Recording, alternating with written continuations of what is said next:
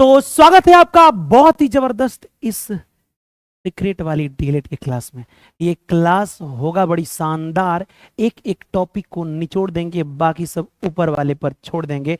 मैं बोल रहा हूं कि मेहनत होगा तो मुकद्दर भी लिखा जाएगा। इस बार बिहार डीएलएड में सरकारी कॉलेज हासिल किया जाएगा।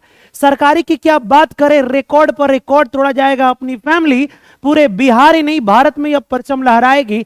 और देखिए, मैं इस आज के क्लास में ढेरों सारा ऑब्जेक्टिव तो लेके आया हूं, लेकिन एक और बातें बता दे रहा हूं।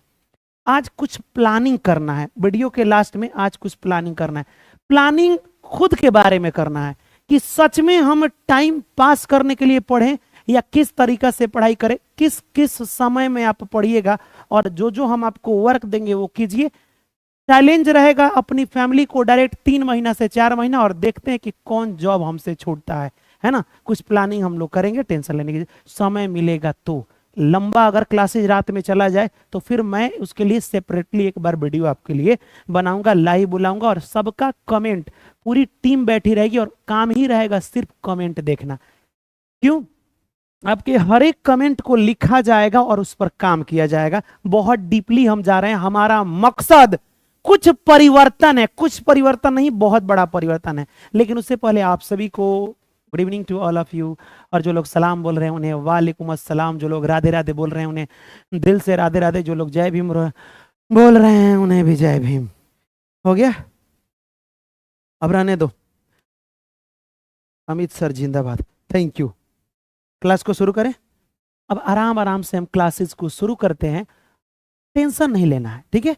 आराम से शुरू करेंगे, हर एक टॉपिक पढ़ाएंगे। जैसे कि कल वाले सीक्रेट क्लाइट में मात्र 38 मिनट के क्वेश्चन में 3 गो क्वेश्चन लड़ गया था, ठाए दे, तो यहां भी लड़ सकता है। तो आइए, हम आपके साथ हैं, टेंशन लेने की जरूरत नहीं है। और आपको एक नई उम्मीद जगी होगी अपनी फैमिली से, हम उस उम्मीद पर खर्रा उतरेंगे। देखिए बाबू, मैं एक ही चीज बोलता हूं कि आप जितना आपके दिमाग में प्रश्न होता है ना, मन करता है कि सबका जवाब दें, तो थोड़ा सा आपको वेटफुल तनी क्वेश्चन वो करो ही ना कि सर हमार नहीं बतिया रही है, तो एक माने हम एथी गुरु दिख रहे हैं, जोड़ने वाले पैचअप गुरु। हाँ, ऐसा नहीं है ना। मैं एक ही बात बोलता हूं, पता है क्या, कि मैं आपके हर सवाल का मुकम्मल, चलिए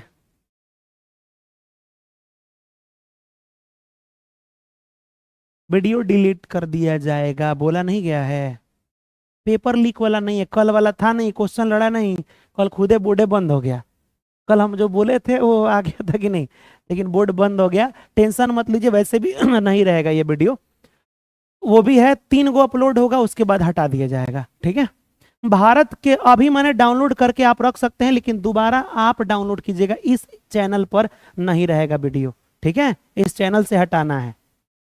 आप डाउनलोड करके अपने फैमिली में कोनो डाल दे तो अच्छा है, मतलब अपने चैनल पर। उससे ये रहे कि चलो भाई सर, मतलब हमने अपने इस फैमिली पर नहीं डाला है, ये ठीक रहेगा। चलिए, भारत के सबसे दक्षिणतम छोर का क्या नाम है? चलिए बताइए। ऑप्शन नंबर सर एकदम 1000% इंदिरा पॉइंट। तो आप बताइए दक्षिणतम माने का? अरे यार, दक्षिणतम माने भारत के सबसे निचला बिंदु को क्या कहते हैं? तो हम कहेंगे, अब आप लड़का बकलोलई कबो कबो कर देता है, क्या कर देता है? देखो, भारत का नक्शा तो बहुत फास्ट हम बनाते हैं, कैसनो बन जाए उसे क्या करना है, भारत से मतलब होना चाहिए। यहाँ देखिए बाबू, ये भारत का अपना इंडिया का मैप है।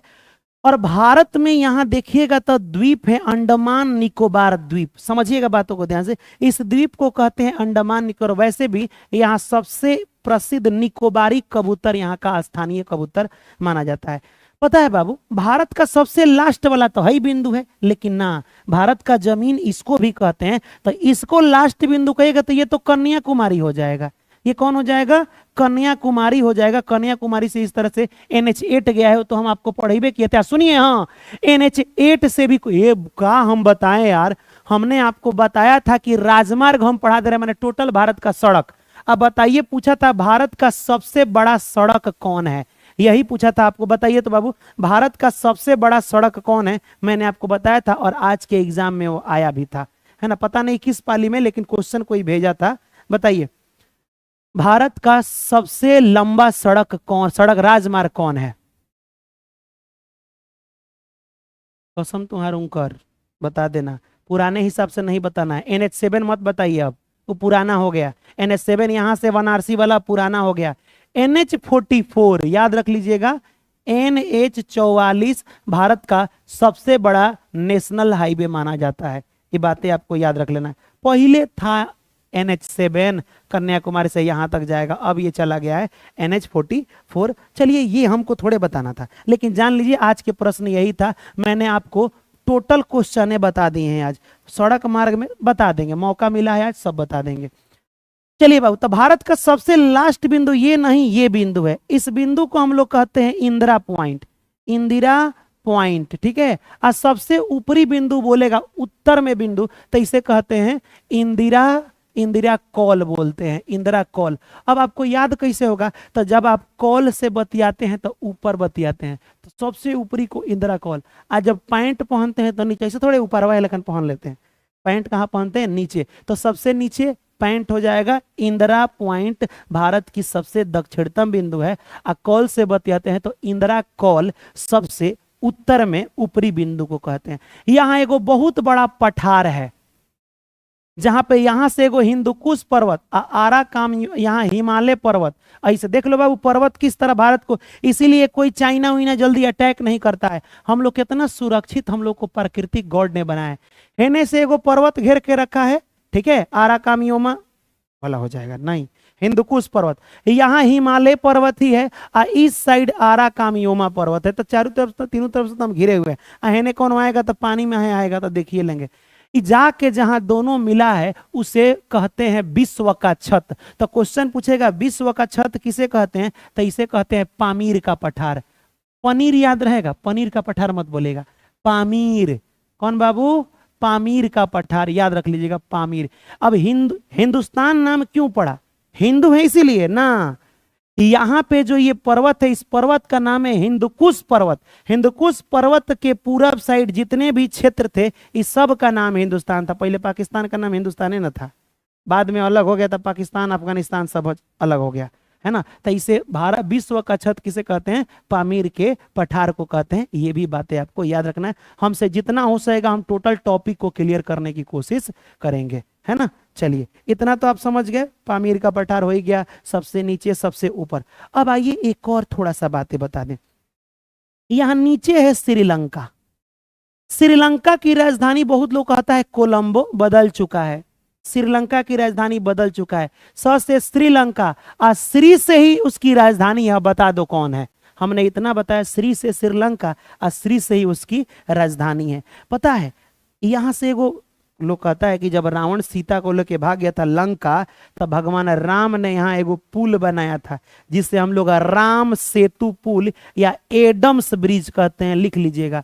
यहाँ पे जो पुल है उसको क्या कहते हैं, एडम्स ब्रिज। भारत का सबसे आखिरी बिंदु यहीं पे आपको मिलेगा, उसे रामेश्वरम कहते हैं, रामेश्वरम कहते हैं। ऐसे जाएगा रास्ता, एक बीच में अरे यहाँ पे एगो पुल है, भगवान जी नहीं बनवाए थे, ऐसा सुने होंगे आप लोग। तो रामेश्वरम उसका नाम है, लेकिन रामेश्वरम बोलते, एडम्स ब्रिज भी कहते हैं, एडम्स ब्रिज भी कहते हैं, इसको याद रख लीजिएगा। बाद में अगर जाफना वगैरह है, ये सब क्वेश्चन पूछता है, ज्यादा हम लोग को डीपली नहीं जाना है। जितना जिस टॉपिक से पूछेगा हम पूरा इतना ना टॉपिक अंदर तक जान, माने पूरा डीपली हम थोड़ा सा आपको बता देते हैं। ये क्वेश्चन आपने भेजा है कि सर यही क्वेश्चन पूछा था का, ये क्वेश्चन, तो हम बोले कि याद करो, हम बहुत पहले ही बता चुके हैं। विश्व आर्थिक मंदी, जब पहला विश्व युद्ध खत्म हो गया ना, कब हुआ प्रथम विश्व युद्ध, कब हुआ था बाबू बताइए। प्रथम विश्व युद्ध 1914 में शुरू हुआ, 18 में।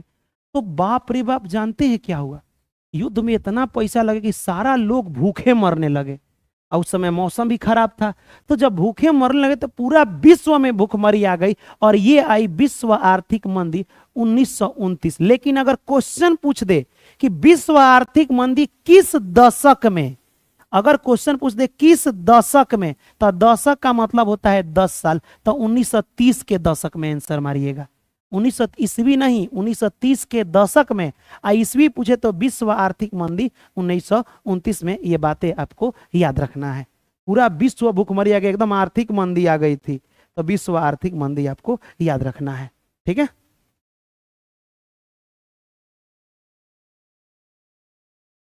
समझ में आ गया?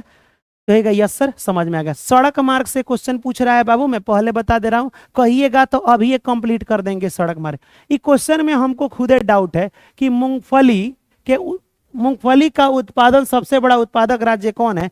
सबसे बड़ा बोला है, दूसरा बोला है, तो दूसरा राजस्थान होना चाहिए। राजस्थान है ही नहीं यहाँ पे, है ना। एक नंबर पे तो सबसे ज्यादा मूंगफली कहाँ पे होता है? गुजरात में होता है।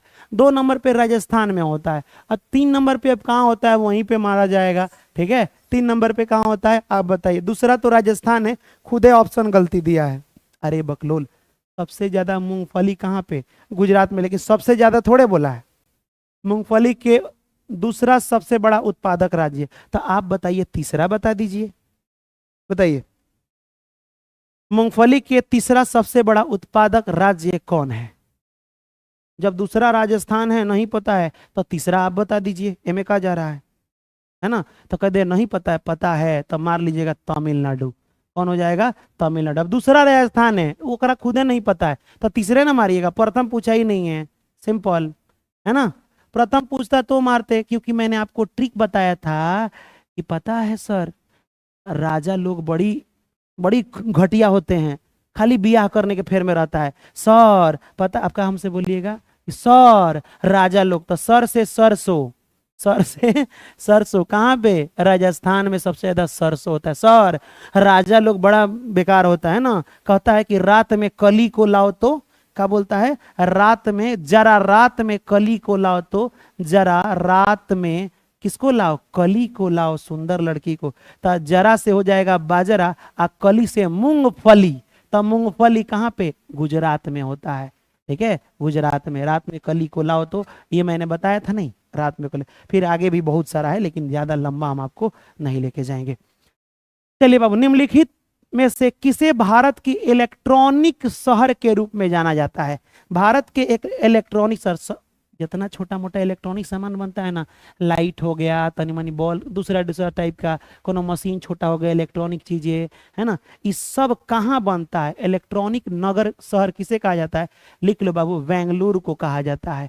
किसको कहा जाता है? बेंगलुरु को कहा जाता है। लेकिन अगर क्वेश्चन पूछ दे झीलों का शहर किसे कहा जाता है? खूब सुंदर लगता है ना जी, झीलों का शहर। बताइए झीलों का शहर किसे कहा जाता है? अगर क्वेश्चन पूछ दे 7 टापुओं का शहर, पहले 7 हिस्सा में था, 7 टापू का शहर किसे कहा जाता है? हीरो का शहर किसे कहा जाता है? हीरा, हीरो नहीं, हीरा का शहर या हीरो का शहर किसे कहा जाता है? ठीक है, तो ये सब आपको क्वेश्चन बनाना पड़ेगा।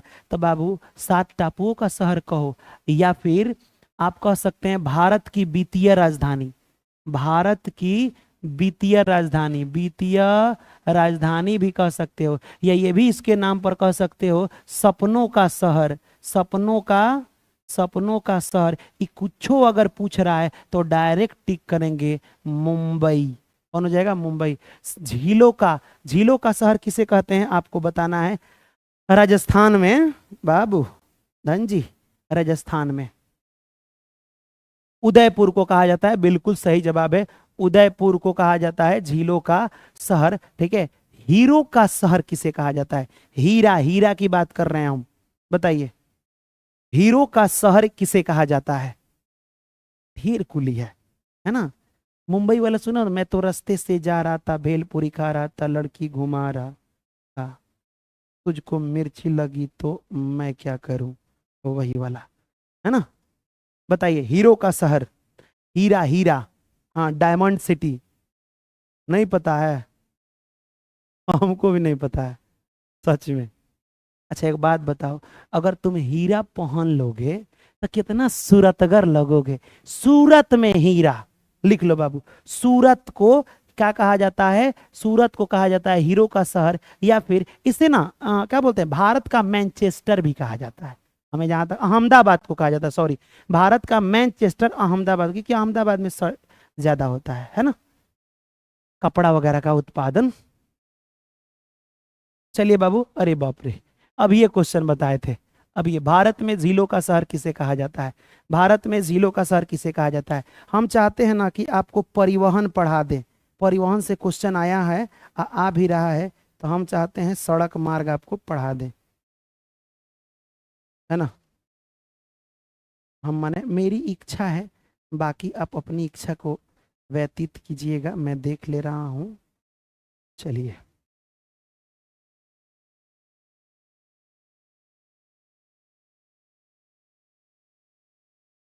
भेज दिए हैं हम। आज सड़क मार्ग भी निपटा ही देते हैं। पूरा का पूरा जितना सड़क मार्ग है, NH 1 2 3 4, सबसे बड़ा सड़क कौन है ना, नेशनल हाईवे वगैरह, सड़क मार्ग खत्म कर देते हैं। बहुत अच्छा। Option number D, Udaipur is a right answer. तुम तनी ऊपर रहो ना, काहे बार बार नीचे आ जा रही है, रोज शर्म आ रहा है। ये वाला आंसर हो जाएगा। अगला क्वेश्चन, अगला क्वेश्चन। लास्ट में हमको याद दिलाना क्लास शुरू होने से पहले कि सर आज बोर्ड को फॉर्मेट करना है, ना तो भुला जा रहे हैं, बोर्ड हैंग करना शुरू कर दे रहा है। चलिए, सिल्क सिटी के नाम से किसे जाना जाता है? बिहार में सिल्क सिटी, बिहार में सिल्क सिटी के नाम से, कि बिहार के किस जिले को सिल्क सिटी के नाम से जाना जाता है? तो लिख लो बाबू, भागलपुर को सिल्क सिटी के नाम से जाना जाता है, बिहार के सिल्क सिटी के नाम से जाना जाता है। भागलपुर एक प्रमंडल भी है। भागलपुर डॉल्फिन अभयारण्य भी है। कौन है बाबू? डॉल्फिन अभयारण्य। एक और बात बताइए आप, भागलपुर में कौन सा विश्वविद्यालय है? बता दीजिए, भागलपुर में कौन सा विश्वविद्यालय है और उसे किसने बनवाया है? अब ये पूछता है, बिहार से रिलेटेड बड़ी क्वेश्चन आ रहा है, नहीं पता है लिख लो, ए भागलपुर विक्रमशिला विश्वविद्यालय। विक्रमशिला विश्वविद्यालय कहाँ पे है बाबू? बिहार के भागलपुर में है। पाल वंश के राजा ने बनवाया था। कमेंट में लिख दीजिए पालवंशी, पालवंशी लिख सकते हैं, है ना, कोई मने गलत नहीं होगा। अब पाल वंश में कौन था आप बताइए, एगो ईमानदारी से बनेगा। हमारा पहला धर्म होता है, याद रखिए, मानव का धर्म, कि मानव को व्यवहार अच्छा तो होना चाहिए लेकिन शिक्षा ग्रहण करना। तो पहला धर्म होना चाहिए विश्वविद्यालय में जाना। तो धर्म से धर्मपाल ने बनवाया था। किसने बनवाया था बाबू? धर्मपाल ने बनवाया था विक्रमशिला विश्वविद्यालय, जो कहाँ पे है? भागलपुर में है। इहो बतवा आपको याद रखना है ना, इहो बतवा आपको याद रखना है। क्या हो जाएगा, याद कर लीजिएगा तो, है ना, विक्रमशिला विश्वविद्यालय। तो विश्वविद्यालय की जब बातें आई है तो एक और क्वेश्चन बता दो। चलिए, थोड़ा रहने दो, 3 गो विश्वविद्यालय पढ़ना है। अगला क्वेश्चन बताइए, बिहार के किस जिले में सबसे अधिक नहर सिंचाई क्षेत्र है? इतना ना नहर है तो भाई जहां पानी नहीं जाएगा, मान लो कि पूरा ये बिहार है, मान लो कि ये पूरा क्या है? बिहार है। तो मान लो थोड़ा देर के लिए पूरा बिहार है, तो इधर हम लोग को पानी की उतना जरूरत ना पड़ता है ना, इधर पानी नहीं पहुंचता। अपना बिहार सीधा नहीं है, इस तरह से मुड़ा हुआ है, देखो इस तरह से। इस साइड में हिमालय पर्वत है ऊपरवा, तो हमेशा पानी आते रहता है, अहेने चढ़ता ही नहीं है। तो एक तरफ आ जाता है बाढ़, एक तरफ हो जाता है सुखाड़। अब बीच में है बिहार, ऐसे है, खालका में गंगा नदी बहती है। तो मेरे हिसाब से बाबू रोहतास, रोहतास की बातें कर ले। ये क्वेश्चन पूछा गया 2021 बीपीएससी में भी पूछा गया था। आइए कुछ तनी मनी याद करा दे इंपॉर्टेंट चीजें। आपने बोला था तो मैं सोचा कि काहे हम छोड़े। राजकीय भाषा क्या है भारत का? आप बताइए। तो राजकीय भाषा हिंदी है, ये बातें आपको याद रखना है, ठीक है। अगर पूछे कि द्वितीय राजकीय भाषा क्या है, तो उर्दू है। ये क्वेश्चन देखो, हिंदी कभी नहीं पूछेगा। और लड़का मारता है द्वितीय राजकीय भाषा संस्कृत। हे भगवान, कैसे जी रहे हो ये दादा। यहाँ देखो, बिहार दिवस कब मनाया जाता है? 26 तारीख के दिन पूछा था, पहला दिन है। बिहार दिवस कब मनाया जाता है, ये बातें आपको याद रखिएगा। राष्ट्रीय मेघा दिवस, तो मैं आपको बताऊं, इसी दिन बिहार में पता है एगो व्यक्ति का जन्म हुआ था, नाम था डॉक्टर राजेंद्र प्रसाद। राजकीय मेघा दिवस इन्हीं के जन्म दिवस पर मनाया जाता है। डॉक्टर राजेंद्र प्रसाद का जन्म दिवस पर 3 दिसंबर के दिन इनके जन्म दिवस पर मनाया जाता है मेघा दिवस। अब आइए, डॉल्फिन दिवस आपसे पूछ देगा, बिहार में गोगा बिल डॉल्फिन वगैरह छोड़ो, रहने दो। डॉल्फिन दिवस 5 अक्टूबर ही छोड़ो। यहां देखो, 5 अक्टूबर से एक और बात बता दें। 5 अक्टूबर इबादत सर का नाम याद करो। 5 अक्टूबर को इबादत सर का नाम याद करो। डॉल्फिन है, इबादत सर डॉल्फिन नहीं है। 5 अक्टूबर को इबादत सर का बर्थडे है ना। तो बाबू मेरे, तो 5 अक्टूबर को इबादत सर डॉल्फिन दिवस, 5 अक्टूबर इबादत सर डॉल्फिन दिवस, याद रख लो। 5 अक्टूबर इबादत सर डॉल्फिन दिवस लिख लो। हाँ, बहुत अच्छा। अपने बिहार का देखो, मान लो भारत का राष्ट्रगान जन गण मन अधिनायक जय रविन्द्रनाथ टैगोर ने लिखा था, और उन्होंने क्या बोलते हैं, बांग्लादेश का भी राष्ट्रगान लिखा था जिनका नाम था अमार सोनाल बांग्ला, अमार सोनाल बांग्ला रहने दो, ठीक है, उतना बजाना। भारत, यहाँ देखिए राज्य का प्रार्थना क्या है, बिहार राज्य का, मेरी रफ्तार पे सूरज की किरणें राज करे, ये है बिहार का राज्य का प्रार्थना गीत, ठीक है। और राज्य गीत क्या है, तो मेरे भारत के कंठहार, तो दोनों में याद रखिएगा, जब पूछे कि प्रार्थना, तो प्रार्थना मेरी रफ्तार में सूरज, सूरज भगवान को देख के प्रार्थना करते हो ना लोग, देखिए सूरज भगवान को। आज जब बोले राजगीत, तो गीत बोले तो मेरे भारत के कंठार। तुम जब गाना गाते हो तो देखना देश के लिए गाते हो, भारत के लिए गाते हो, लेकिन प्रार्थना भगवान के लिए करते हो, है ना, भगवान के लिए नहीं, भगवान से करते हो। तो सूरज को गॉड अगर मानते हो तो कर सकते हो ऐसे मानने के लिए, है ना। बीपीएससी वालों कहते हैं कि नहीं ले लो, अभी कुछ होना, पहले डीएलएड का रिकॉर्ड पर रिकॉर्ड टूट रहा है। अभी बहुत जल्द जितना बीपीएससी है ना, आपको बताया नहीं था कि कहाँ तैयारी हो रहा है, अभी कुछ दिन के लिए क्लासेस बंद है। स्पेशल भारत का एक बैच लॉन्च हम लोग किए नहीं है, all in one batch, all in one batch नहीं हुआ है ज्ञापन एंट्रेंस एकेडमी पर, लेकिन अभी नहीं हो रहा है क्योंकि अभी डीएलएड और क्या बोलते हैं डीएलएड का एग्जाम चल रहा है, तो अभी थोड़ा दिन बीच में रोका गया है, लेकिन रोका नहीं जाएगा, सभी को शुरू किया जाएगा। कहाँ पे, बीपीएससी, बीपीएससी की मैं बातें करूं, बीपीएससी या फिर मैं बिहार एसएससी की बातें करूं, ये दोनों के दोनों एग्जाम आपको ऑल इन वन एक बैच है, ऑल इन वन बैच का, ऑल इन वन माने एक ही वीडियो में सब तैयारी हो सकता है, ठीक है। और वो बैच ज्ञापन एंट्रेंस पर चल रहा है। एनीवे सब छोड़ो, हमको जो बताना था वो हम बता दिए। अगला क्वेश्चन देखते हैं क्योंकि क्वेश्चन ढेरों सारा है। अब आ जाइए, जैसे पूछेगा यहाँ पे राज्य के सबसे बड़ा वन्य जीव अभयारण्य। अब ये बच्चा बच्चा को पता है, एक मिनट, राज्य के सबसे बड़ा वन्य जीव अभयारण्य कैमूर हो जाएगा ना, कैमूर वन्य जीव अभयारण्य ये बात है। लेकिन राष्ट्रीय उद्यान पूछेगा तो कौन बताइएगा, भारत का नहीं, बिहार का राष्ट्रीय उद्यान कौन है बताइए, बिहार का एकमात्र नेशनल पार्क कौन है, आपको बताना है कि बिहार का एकमात्र नेशनल पार्क कौन है। बिहार का बोल रहे हैं नेशनल पार्क, हम ये नहीं बोल रहे हैं वन्य जीव अभयारण्य, नेशनल पार्क, राष्ट्रीय उद्यान, वाल्मीकि नगर राष्ट्रीय उद्यान बिल्कुल सही जवाब है। लेकिन यही बोल दे कि राज्य में सबसे बड़ा वन्य जीव अभयारण्य, तो वो हो जाएगा कैमूर। बिहार का प्रथम अंतर्राष्ट्रीय हवाई अड्डा बाबू तब बोध गया में है, ये बातें आपको याद रखना है। बिहार का प्रथम सॉफ्टवेयर टेक्नोलॉजी पार्क, बिहारों में सॉफ्टवेयर बनता है, ए बाबा रे, है ना। अगर पूछ दे तो याद रखिएगा पटना, अरे शहर सॉफ्टवेयर जितना टाउन शहर में होगा, तब बिहार में एक ही गो तो फेमस शहर है पटना, ठीक है। यहाँ देखिए बिहार का प्रथम, ये सब नहीं पूछेगा, प्रौद्योगिकी ये पूछेगा, प्रौद्योगिकी संस्था कहाँ है, आईआईटी। बिहार का प्रथम भारतीय IIT, Indian institute of technology कहाँ पे है, तो डायरेक्ट आप लिखिएगा बिहटा में है। आईआईटी कॉलेज कहाँ पे है, बिहटा में। आईआईएम पूछ दे बाबू तो कहाँ पे है, गया में। आईआईएम मतलब क्या होता है, भारतीय प्रबंधक संस्था गया। पूछेगा प्रथम ज्ञान विश्वविद्यालय, बिहार का प्रथम ज्ञान विश्वविद्यालय आर्यभट्ट से मैथ, अरे हमारी मोहब्बत है जी, तो आपको सब याद नहीं करना है, सुनिए, ये याद करना है कि बिहार का प्रथम ज्ञान, तो सबसे ज्यादा ज्ञानी कौन, तो कहेगा सबसे ज्यादा ज्ञानी हमको पता है सर, आर्यभट्ट मैथ के टीचर थे, तो वे ना। तो बाबू आपसे क्वेश्चन पूछेगा प्रथम ज्ञान विश्वविद्यालय, तो डायरेक्ट टिक करना है आर्यभट्ट वाला पटना में, ठीक है। बिहार के प्रथम विधि विश्वविद्यालय, तो विधि वाला चाणक्य, चाणक्य बड़ी विधि लगाते थे, चाणक्य बड़ा नियम लगाते थे। इंटर लेवल दोनों।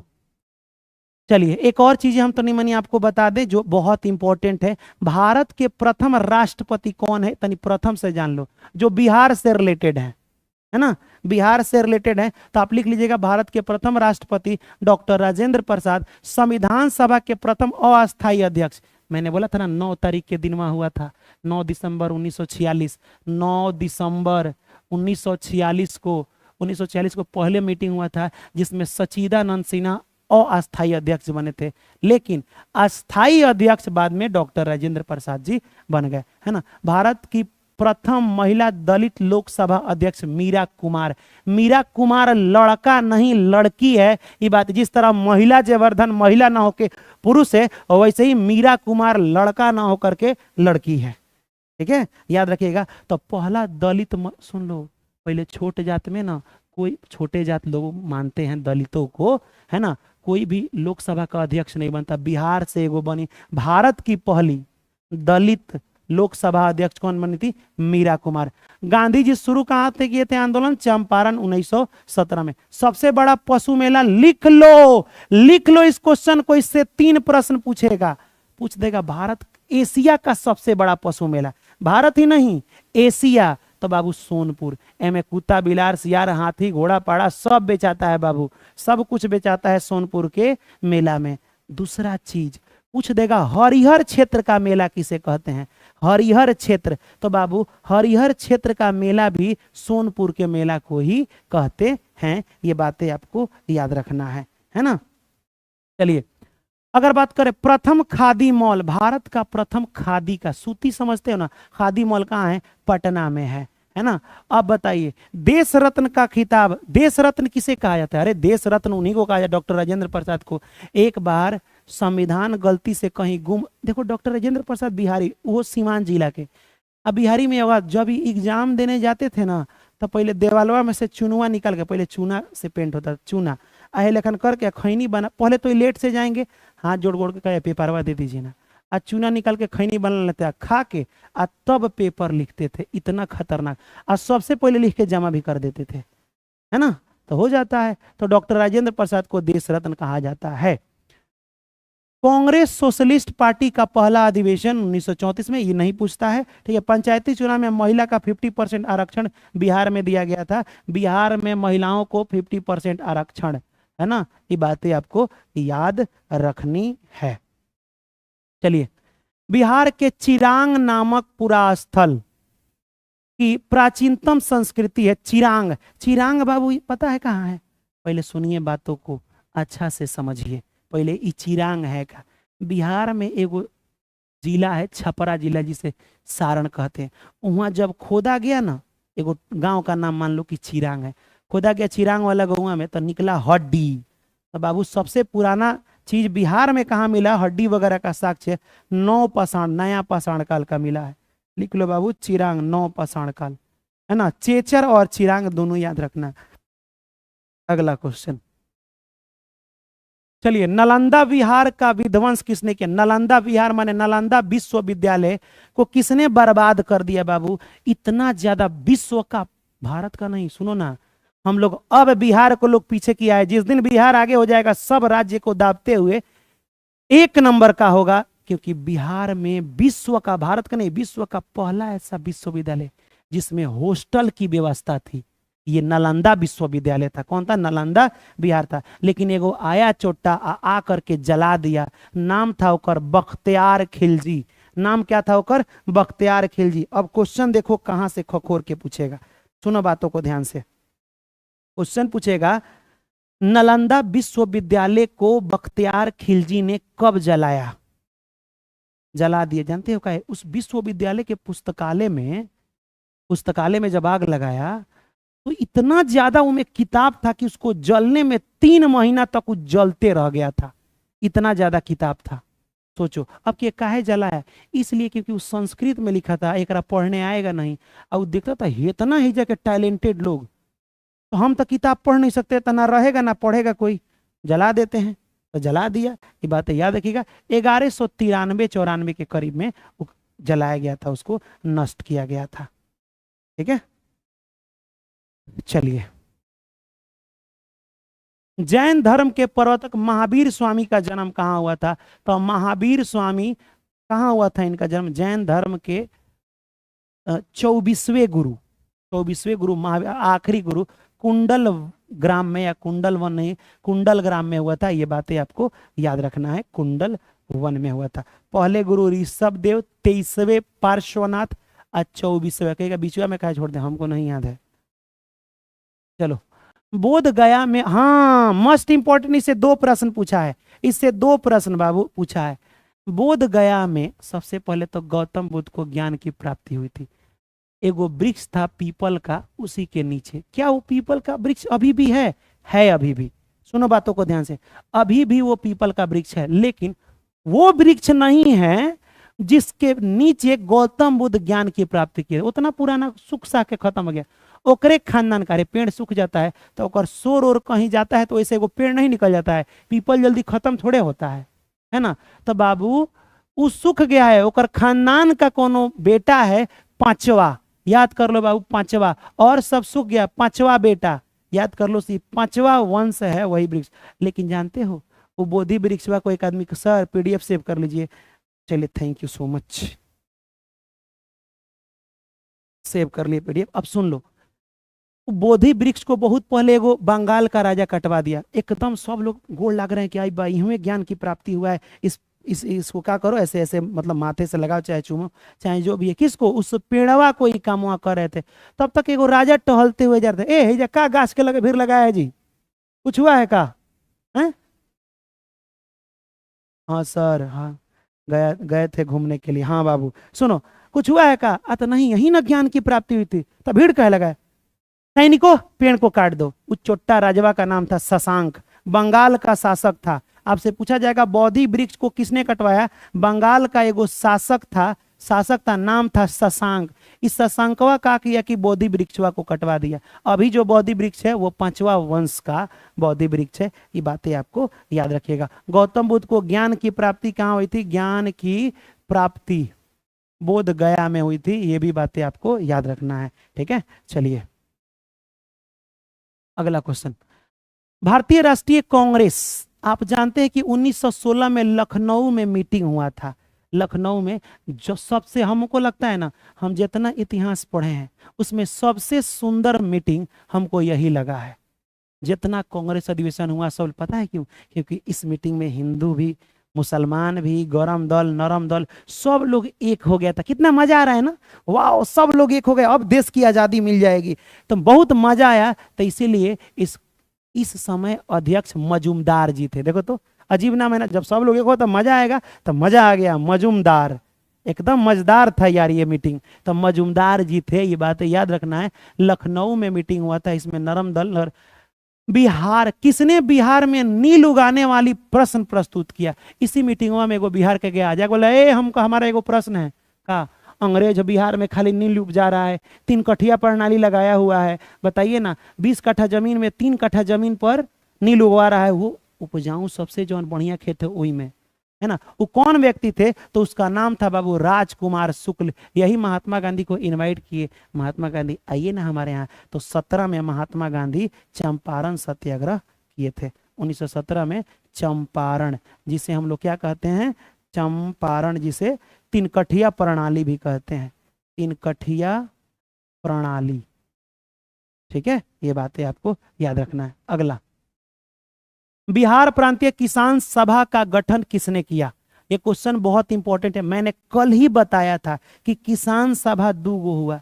एगो बिहार में किसान आंदोलन मान लो, एगो भारत में किसान सभा का गठन। तो दोनों का डेट भी बताए थे, बताइए। दोनों का डेट वगैरह भी हम बताए थे। 3400 विद्यार्थी हैं। तो बाबू हम कहेंगे कि एक बार वीडियो को लाइक कर दो तो 3400, यानी जितना जल्दी हो सके। लाइट नहीं कटेगा, टेंशन मत लो, आज नहीं कटने देंगे, आज कटेगा, इसकी औकात है। लेकिन रुक जाओ, इसका आंसर दो और डेट भी बताओ। आपको दो गो बताना है, बिहार प्रांतीय किसान सभा भी आ और क्या था जी? भारतीय ना था जी, अखिल भारतीय, अखिल भारतीय किसान सभा। किसान सभा, ये दोनों बताना है, डेट बताना है दोनों। तब तक हम बोर्डवा बंद नहीं हो, एक उपाय करके आ जाते हैं, है ना। तब तक नहीं, मतलब बोर्डवा बंद हो जाएगा तो पढ़ोगे कैसे?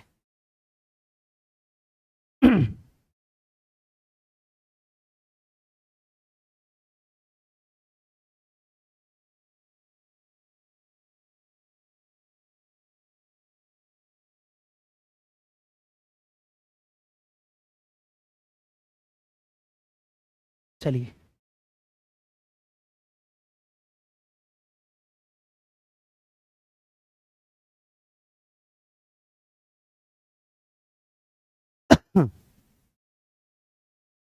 लाइक कर दिए हो। चलिए बाबू, किसान सभा की बातें करें तो 1929 में किसान सभा, ये हो गया 1936 में। अब ये किसान सभा के अध्यक्ष मतलब इसके कर्ता दाता बताइए ना। दुनिया का सारा दर्द दो ही लोग सहता है, एक किसान और एक जवान। सब सह जाओ ना तो सहजानंद सरस्वती, सहजानंद सर सब सह जाओ ना, का हो जाएगा तो किसाने ना हर चीज सहता है, तो Swami Sahajanand Saraswati. Option number A will be the right answer. 1935 में पहला जिला स्कूल खोला गया था, ये मस्ट इंपॉर्टेंट है, लिख लो बाबू। पहली बार जिला स्कूल खोला गया था कहाँ पे? मुजफ्फरपुर में या दरभंगा में या पटना में, या फिर तो पहली बार स्कूल शिक्षा की बातें पटना में ही अच्छा लगता है, शहर में ही पढ़ाई लिखाई ठीक ठाक से हुआ था। अगला क्वेश्चन, सिख गुरु जिनका जन्म पटना में हुआ था, सिख के आखिरी गुरु हैं जिनका जन्म 1666 में हुआ था। मैंने आपको याद कराया था 1666। पता है ये जो पंजाबी लोग होता है ना, 1.25 लाख के नीचे बतियाता ही नहीं है। नहीं बोला था गुरु गोविंद सिंह का कहना था कि क्या था जी, चिड़िया नु में बाज लड़ावा, माने चिड़िया को इतना मोटिवेट कर देंगे कि वो बाज से लड़ जाएगा। गीदड़ नु में शेर बनावा, माने गीदड़ को इतना मोटिवेट करेंगे कि शेर की तरह लड़ेगा एकदम। चिड़िया नु में बाज लड़ावा, गीदड़ नु में शेर बनावा, और 1.25 लाख से एक लड़ावा, फिर गुरु गोविंद सिंह नाम का हुआ। 1.25 लाख के नीचे माने एगो 1.25 लाख से फरियाने की क्षमता रखते हैं गुरु गोविंद सिंह। तो कहाँ है बाबू गुरु गोविंद सिंह? बिहार में इनका जन्म हुआ था, पटना में, याद रख लीजिएगा। 1666 में इनका जन्म हुआ था, है ना। सिख के 10वें गुरु हैं, है ना। सिख के 5वें गुरु गुरु अर्जुन देव को जहांगीर मार दिया, जहांगीर था, हाँ। जहांगीर बोला कि हमारा बेटा को बिगाड़ रहे हो, मुआ देंगे।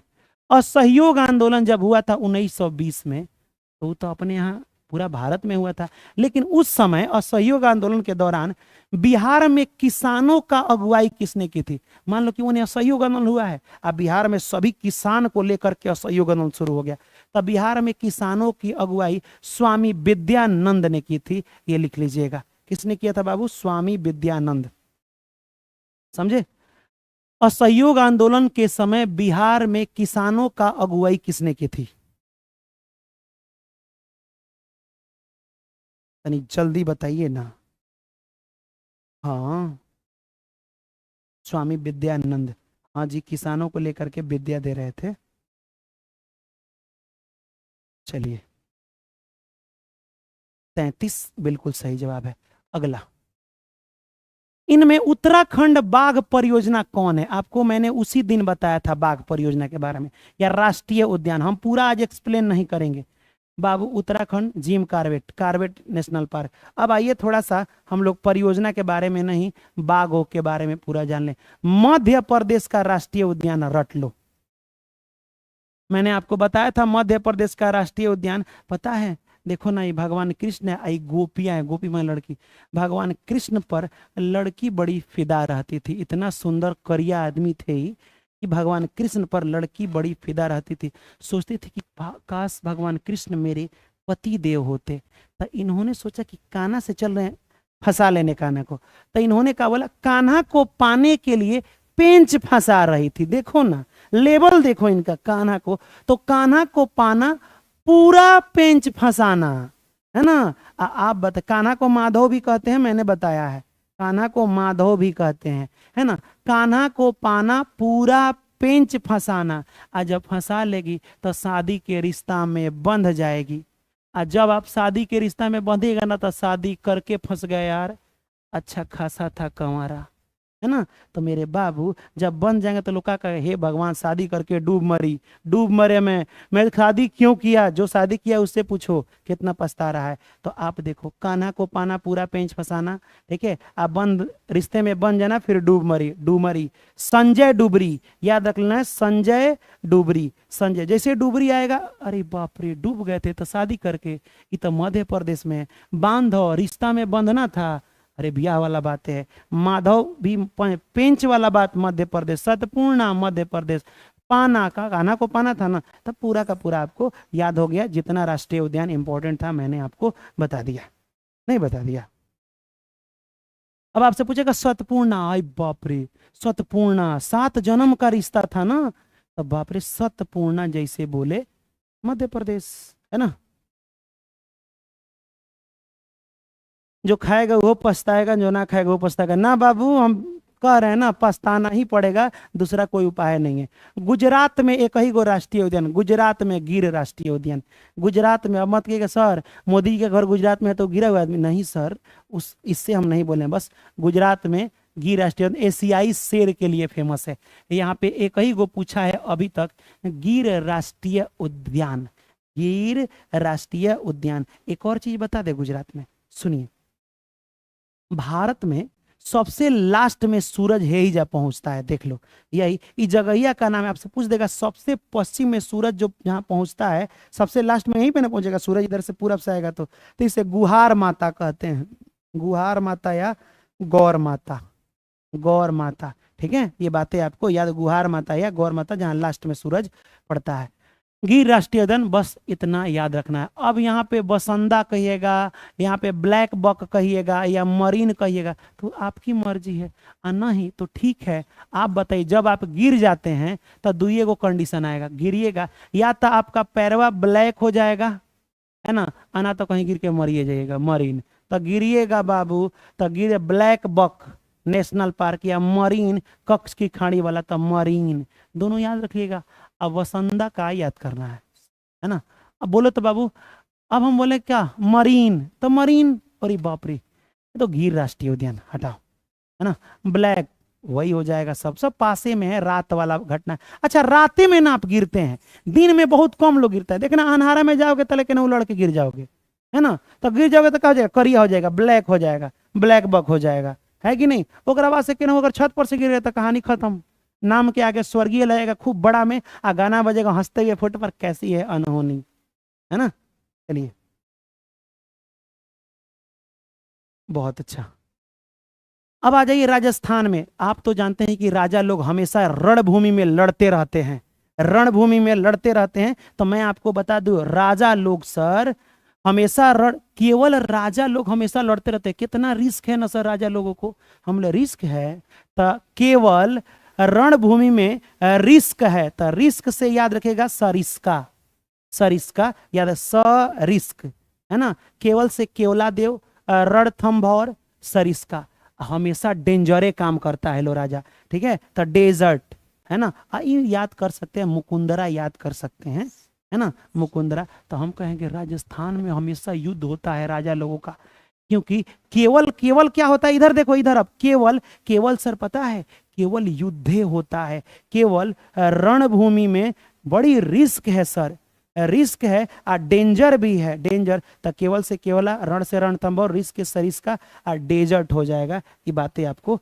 याद रखना है, इतना तो याद हो गया तो काफी है, इंपॉर्टेंट है ना, काफी है, ज्यादा थोड़े आपको याद करना। अब आ जाए हरियाणा। कितना लोग फिल्म देखे हैं सलमान खान का सुल्तान, मैंने यहाँ छोटा सा लगा रखा है सुल्तान, देखिए वो हरियाणा का ही सीन रहता है। एक और बात बताएं, हरियाणा में महिलाओं का लिंगानुपात सबसे कम है। आपसे पूछ दिया जाए कि सबसे कम पढ़ी लिखी महिला, तो महिला में देखा जाए तो कम पढ़ी लिखी भी हैं, या फिर क्या बोलते हैं, अरे यार क्या ध्यान है, वो वहीं से एक नारा चला, क्योंकि कम पढ़े लिखे हैं, बेटी बचाओ बेटी पढ़ाओ।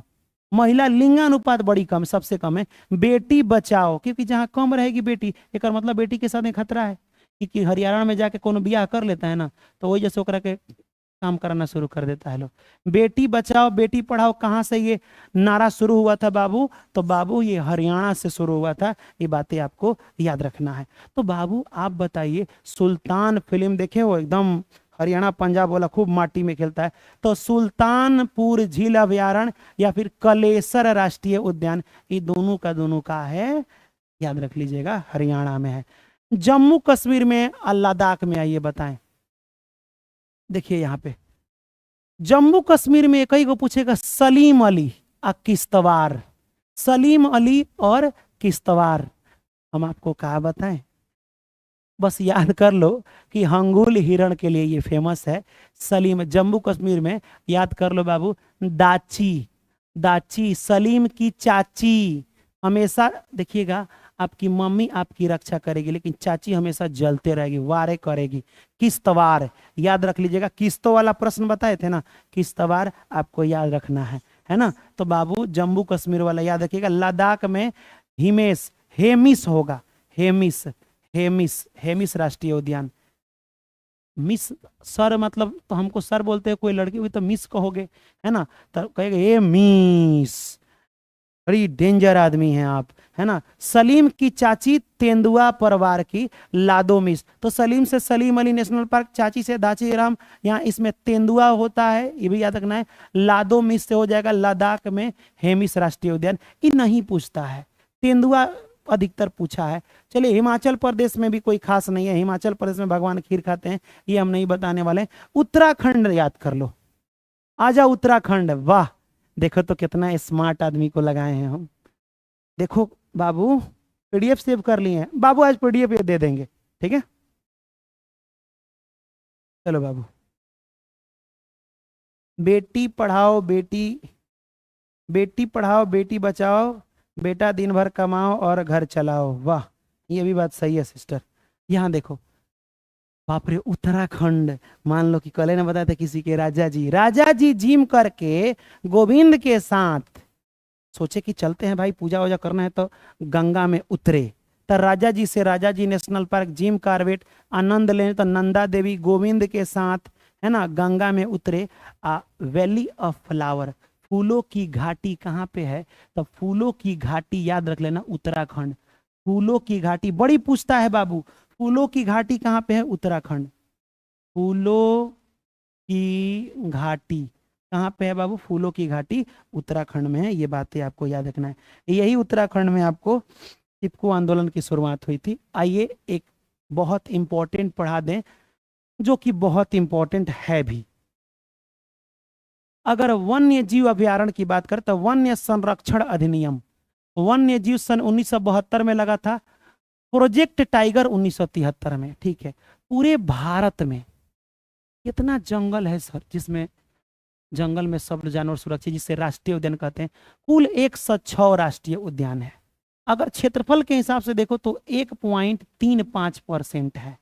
अगर बात करें कि सबसे पहला राष्ट्रीय उद्यान कौन है, हेली नेशनल पार्क, जिसको नाम बदल करके 1936 में जिम कार्बेट नेशनल पार्क रख दिया गया। लिख लीजिए, भारत का पहला नेशनल पार्क, माने मान लो सब लोग जानवर को मार रहा है तो सरकार पर रोक लगा दी कि भाई पूरे राष्ट्रीय पार्क है, कोनो आके देखो ना राष्ट्रीय पार्क, ठीक है। तो पहला national park heli national park था उत्तराखंड में, इसी को नाम बदल के जिम कार्बेट रख दिया गया 1936 में। ये बात है, भारत का पहला। लेकिन अगर बोल दे कि सबसे बड़ा, तो मैंने बोला था ना हेमिस, हेमिस राष्ट्रीय उद्यान जम्मू कश्मीर वाला, है ना, लद्दाख वाला।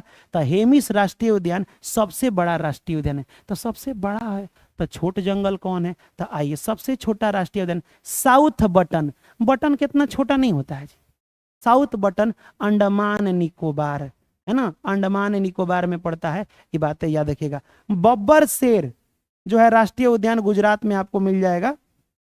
भारत का एकमात्र तैरता हुआ, तो तैरता हुआ चले जाओ मणिपुर में, केबुल नाम जाओ, यहाँ संघाई हिरण पाया जाता है। देखो तैरता है, ये क्या करता है बाबू, तैरते रहता है। ये बातें आपको याद रखना है। भारत का पहला समुद्री राष्ट्रीय उद्यान मरीन राष्ट्रीय उद्यान है, ठीक है, याद रखिए, गुजरात के कक्ष में है।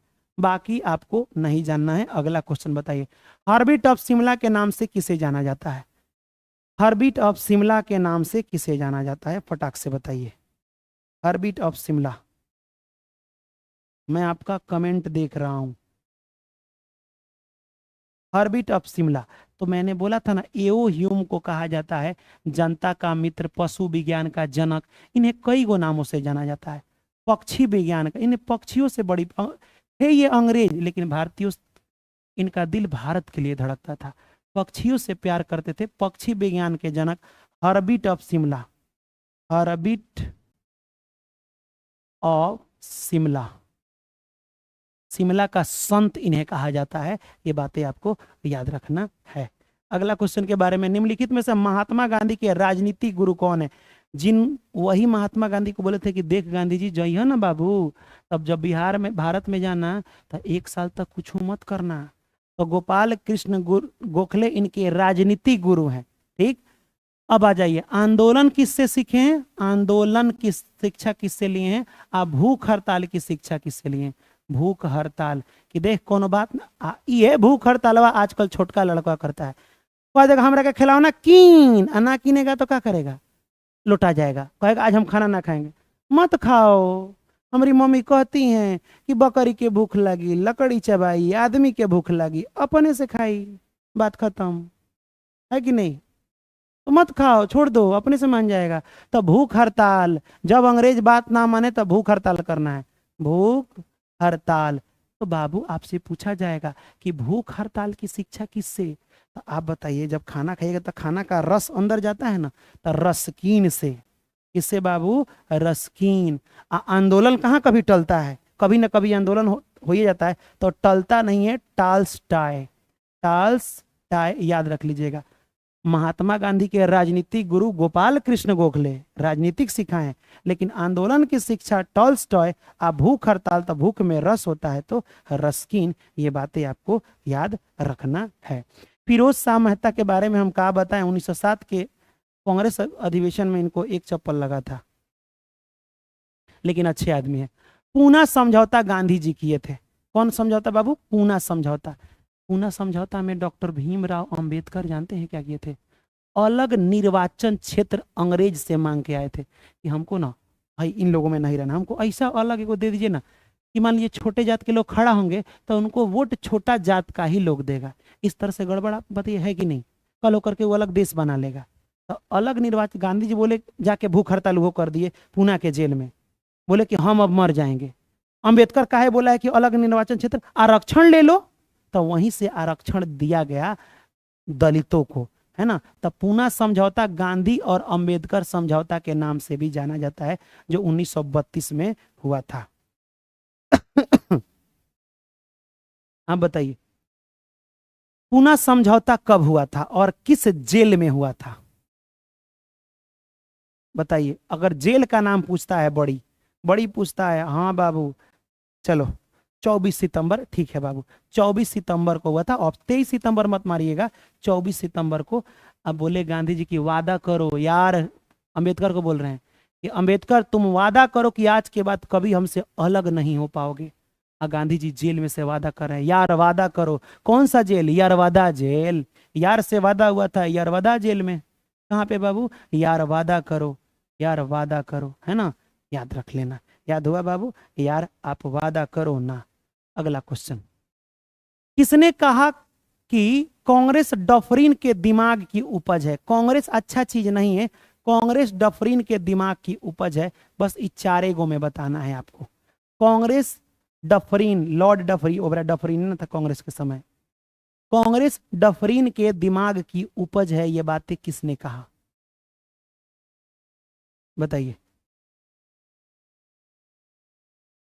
नहीं पता है? सेफ्टी बल्ब का जो सिद्धांत दिया था, सेफ्टी, अब आपको समझा रहे हैं, कुछ लिख लो पहले। लाला लाजपत राय। सेफ्टी बल्ब क्या होता है? आप कुकर देखे हैं? कुकर, इस तरह खाना वाना बनता है, देखे हो? ऐसे सीटी लगा रहता है, इस तरह से कुकर रहता है, देखे हो ना? तुम गौर से देखना, एगो सीटी नीचे लगा, एगो है जब तनी मनी है जब खोलने वाला जगह एगो रहता है, एगो और ही छेद रहता है, होल रहता है। जानते हो काहे दिया जाता है? सेफ्टी के लिए दिया जाता है कि कबो है जाम हो जाए तो इधर से भी हवा निकल जाए। लेकिन पता है बाबू, जब है जाम होता है तो ये कहता है कि हम तो कमवे ना करेंगे, आई हो जाम हो जाता है ताले कुकर ब्लास्ट हो जाता है, मुंह भड़क जाता है, ये तो कह। लेकिन ये सेफ्टी बॉल है, सेफ्टी वाला होल है। जब ये जाम हो जाएगा तो इधर से भी लीकेज होगा। इसका मतलब कहने का था, लाला लाजपत राय जी के कहने का मतलब था कि पता है अंग्रेज कांग्रेस काहे लिए बनाया? हम बता रहे हैं आपको, सुनिएगा ध्यान से। कांग्रेस इसलिए बनाया है कि पूरे भारत में कहीं भी हम लोग मीटिंग कर रहे थे, अंग्रेजों को पता नहीं चल रहा था। सुनिएगा बातों को ध्यान से, अंग्रेजों को। अब देखो, तो हम लोग मीटिंग कर ले रहे थे, अगला दिन प्लानिंग करके वहां अंग्रेज को थूर दे रहे थे। अब अंग्रेज इससे उब गया था, 1857 की क्रांति में इतना पीटा गया था। तब उन लोग के दिमाग में आया, ये काम करते हैं, सब भारतीय जितना भी है सबको बोलते हैं कि तुमको क्या चाहिए। सब भारतीयों को इकट्ठा करते हैं, एगो पार्टी बना के दे देते हैं कि तुम लोग जो भी कहोगे इस सब लोग आकर के पार्टी में कहना, इस पार्टी का बात सुनेंगे हम पूरा का पूरा। और वही कांग्रेस में तो काहे लिए किया, काहे लिए बनाया, चालाकी लगाया ताकि सब लोग हमें कोनो ना कोनो बतिया करेगा तो इनमें से एगो बतिया धीरे से क्या हो जाए, कोई आके हमको बता नहीं दे क्योंकि पार्टी तो हमने बनाया है, तो लीक हो जाएगा। तो ये अपना सुरक्षा के लिए ना, अगर लीक नहीं होता तो प्लानिंग करके फिर अंग्रेज को हम लोग थूर देते। तो लीक करने के लिए इसीलिए इसे सेफ्टी बॉल कहा कि कांग्रेस एगो सेफ्टी बॉल है, लीक करने वाला बॉल है जो बातों को लीक कर देगा, तो इसीलिए इसे सेफ्टी बॉल पूछेगा। तो लजाते लजाते बोले लाला लाजपत राय, है ना, लाला लाजपत राय। इन्होंने ही कहा है कि कौन दिमाग दिया है, डफरीनमा दिया है, डफर नहीं है, ये कांग्रेस बनाए। तो डफरीन की दिमाग की उपज है, ये बातें आपको याद रखना है ना। चलिए, भारतीय सिविल सेवा में चयनित होने वाला पहला, जैसे अभी यूपीएससी का एग्जाम होता है, यूपीएससी एग्जाम लेता है ना लोग, आईएएस बनते हैं, आईपीएस बनते हैं। पहले आईसीएस का एग्जाम होता था, जिससे आईएएस तुम बनते हो ना, आईसीएस। तो भारत का पहला आईसीएस कौन थे? 2 बार बनने वाले तो सुरेंद्र नाथ बनर्जी थे, लेकिन आपको बताना है भारत का पहला आईसीएस कौन चयनित हुए थे, बताइए। आईपीएस नहीं, आईसीएस,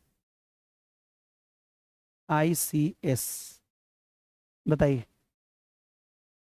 ना पता है, लिख लो बाबू, सत्येंद्र नाथ टैगोर सत्य बोलने वाला पहला इंसान बना।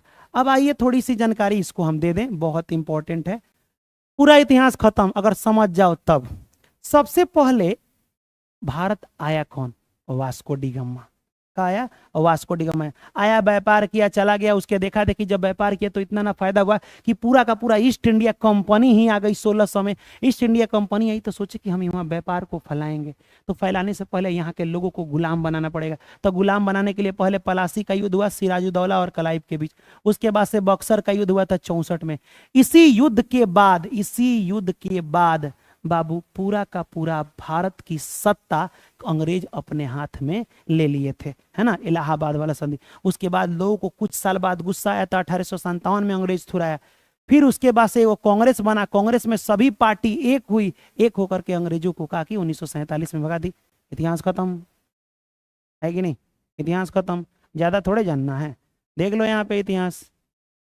3 प्रकार का बंदोबस्त था, मैंने आपको बताया है ढेरों सारा। 3 प्रकार का टैक्स लेता था, एगो कहते हैं अस्थाई, एगो को रैयतवाड़ी, एगो को महालवाड़ी। ये नहीं बताएंगे उतना क्योंकि ये नहीं जानना है। सेफ्टी वॉल्व का सिद्धांत किसने दिया? अभी मैंने बताया था। सेफ्टी वॉल्व का सिद्धांत किसने दिया?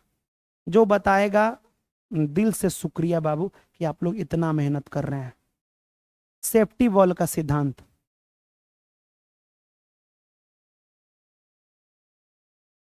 सर, मैं आज पहली बार आपकी क्लास देख रही हूँ, आपका पढ़ाने का अंदाज बहुत यूनिक है बाबू। ई तो एगो आज सीक्रेट क्लास है, ये पहली बार आप देख रही हैं। आप ज्ञापन एकेडमी खाली सर्च कीजिएगा ना, खाली सर्च GYA आ जाएगा, उस पर जाकर के देखिए जलवा सेलेक्टेड, जिस तरह लोग हो रहे हैं ना, मजा आ रहा है। चलिए बाबू, तो सेफ्टी वॉल किसने दिया था बता दो हीरो? ऑप्शन नंबर ए, लाला लाजपत राय। याद हो जाएगा, हर चीज याद हो जाएगा, मैंने बहुत मेहनत किया आपके लिए। 1857 की जब क्रांति हुई थी, तो ठीक है भाई, 1857 की क्रांति की शुरुआत कहाँ से हुई थी? मेरठ से हुई थी। यह बात है, मंगल पांडे वगैरह की घटना है। चलिए, 1877 में आईसीएस की परीक्षा को उम्र को घटा करके 21 से घटा, देखो कितना छोटा अंग्रेज था। जब भारत के लोग आईसीएस बनने लगे तो उम्र पर देखो कितना कम उम्र था ना, लास्ट उम्र 21 साल। अगर 22 साल के हो जाएंगे तो आप एग्जाम नहीं दे सकते। आयु से घटा करके 19 बरस कर दिया, 19 बरस कर दिया। अंग्रेज कितना छोटा था, मैंने हम कहा बोले, कितना कर दिया? 19 बरस कर दिया। कितना हम लोगों से देख के जलता था लोग, है ना। चलिए, आपको एक चीज तो मैंने बताया था कि याद कर लीजिएगा, इलवर्ट बिल तनी याद कर। लॉर्ड रिपन ने लगाया था इलवर्ट बिल 1883 में। इलवर्ट बिल क्या है? एक बिल माने वो नियम है, ऐसा नियम, देखो कितना खराब नियम है, बता दें हम। देखिए नियम कैसा है, मान लो हम हैं अंग्रेज एगो भारतीय, हम दोनों आदमी गलती किए तो दोनों आदमी जेल जाएंगे, भारतीय और अंग्रेज दोनों। अब सुनो, अब हमको सजा कौन सुनाएगा? तो अंग्रेज को सजा अंग्रेज ही सुना सकता है, अंग्रेज, कोई अंग्रेज जज होगा तो। लेकिन भारतीयों को सजा अंग्रेजों सुना सकता है, भारतीय सुना सकता है। भारत के कोई भी व्यक्ति जज हो जाए, वो अंग्रेज को सजा नहीं सुना सकता अगर वो इंग्लैंड का है तो। अब कहोगे काहे सर, अंग्रेज गलती करेगा तो भारत के जज लोग ने, नहीं, अंग्रेजों को डर था कि ये भारत का है, हमसे जलता शुरुए से है, भगाना चाहता है। कहीं हम मान लो कि कोनो कहे मनी खोद दिए हैं और सीधे जज सुना दे कि इसको फांसी की, खोदने के जुर्म में फांसी की सजा सुनाई जाती है, तब तो ये इलवर्ट बिल है। ठीक है, कि अंग्रेजों के लिए जो कानून बनाया गया, ठीक है, उनको सजा कौन सुना देगा? चलो, बहुत अच्छा।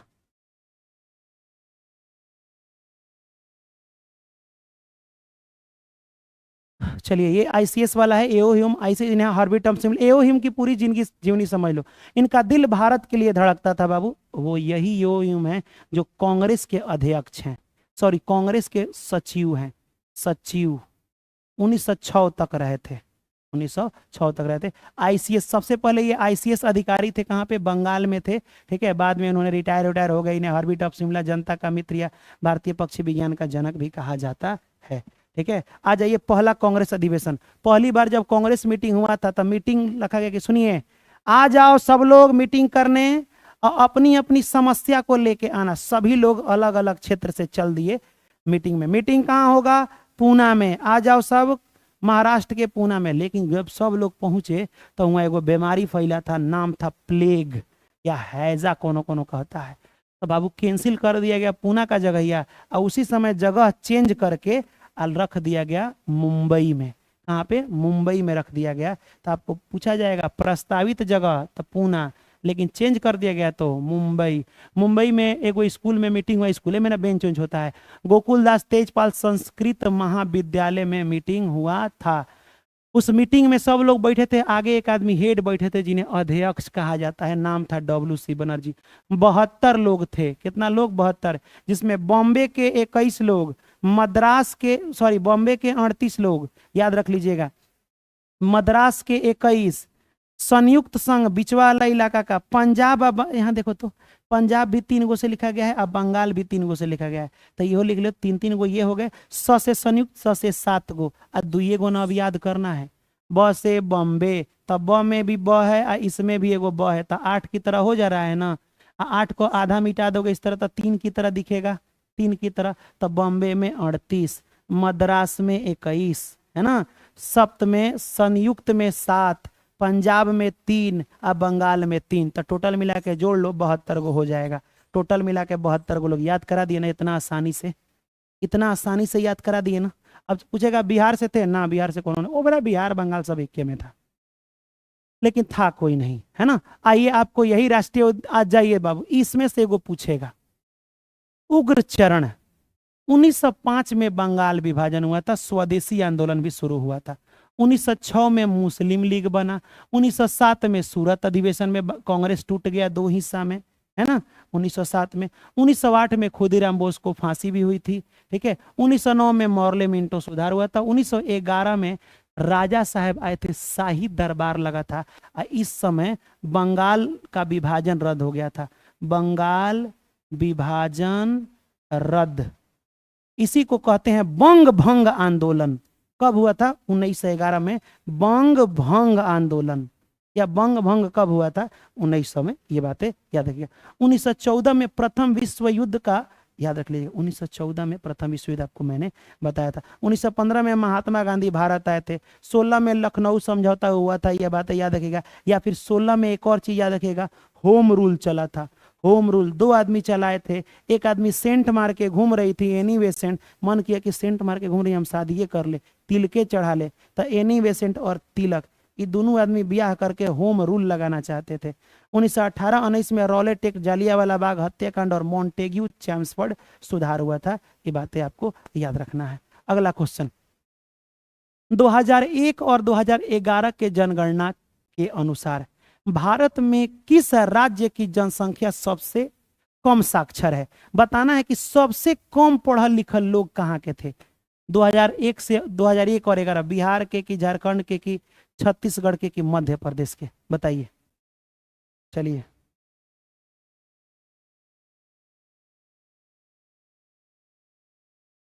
चलिए सर, ये तो अभी ट्रेलर है, पिक्चर अभी बाकी है। आगे आगे देखिए ज्ञापन एकेडमी कितना तबाही मचाता है। तबाही तो होगी, तबाही होगी, लेकिन हमारा एक और सपना है। एक का अपनी मनपसंद की सभी लड़कियों से ब्याह करना चाहते हैं। नहीं, वो तो मजाक में बोले थे, वो मजाक था। सुनो, मेरा एक सपना है, हम चाहते हैं कि जब हम जॉब की तैयारी करा रहे हैं, बिहार एसएससी माने कोई भी आप फॉर्म भर रहे हैं, बिहार या बीपीएससी, तो जब सर रिजल्ट एक बार आए ना, बीपीएस जब मैं पढ़ा दूं, अभी सिलेबस शुरू हुआ है, पढ़ा दूं ज्ञापन एंट्रेंस एकेडमी पर, ज्ञापन एकेडमी पर पढ़ा दूं, तो रिजल्ट आए तो इस तरह दिखे। कहाँ से पढ़े हो? आपन एकेडमी नहीं पता है? तब देखो ना, हम इतना जलेगा हमसे सब, जल के झोकर जाएगा, है ना। ऑप्शन नंबर है बिहार, लिख लो, झोकर जाएगा सब। हम जलाना चाहते हैं। भारत के साथ बांग्लादेश का सीमा कितना किलोमीटर तक लगता है? ये क्वेश्चन तो आप जानते हैं कई बार पूछा गया है। भारत का बांग्लादेश के साथ सीमा कितना किलोमीटर लगता है? एक और क्वेश्चन पूछा है, गलती से पूछ दिया है, माने गलती से कहा, पूछना ही चाहिए, बता रहे हैं का।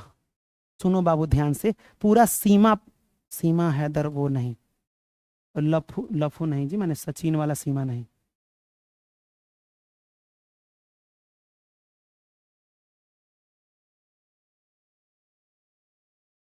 हो गया ये।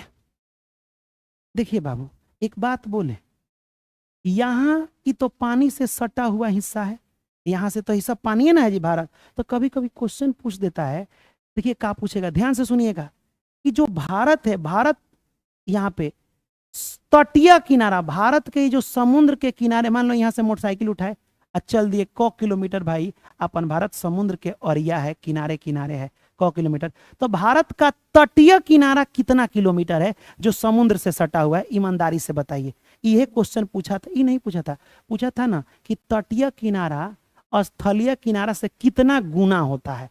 ये क्वेश्चन डीएलएड में पूछा गया था, हम आएंगे उस पर भी। आपको बताना है भारत का तटीय किनारा कितना किलोमीटर में फैला हुआ है,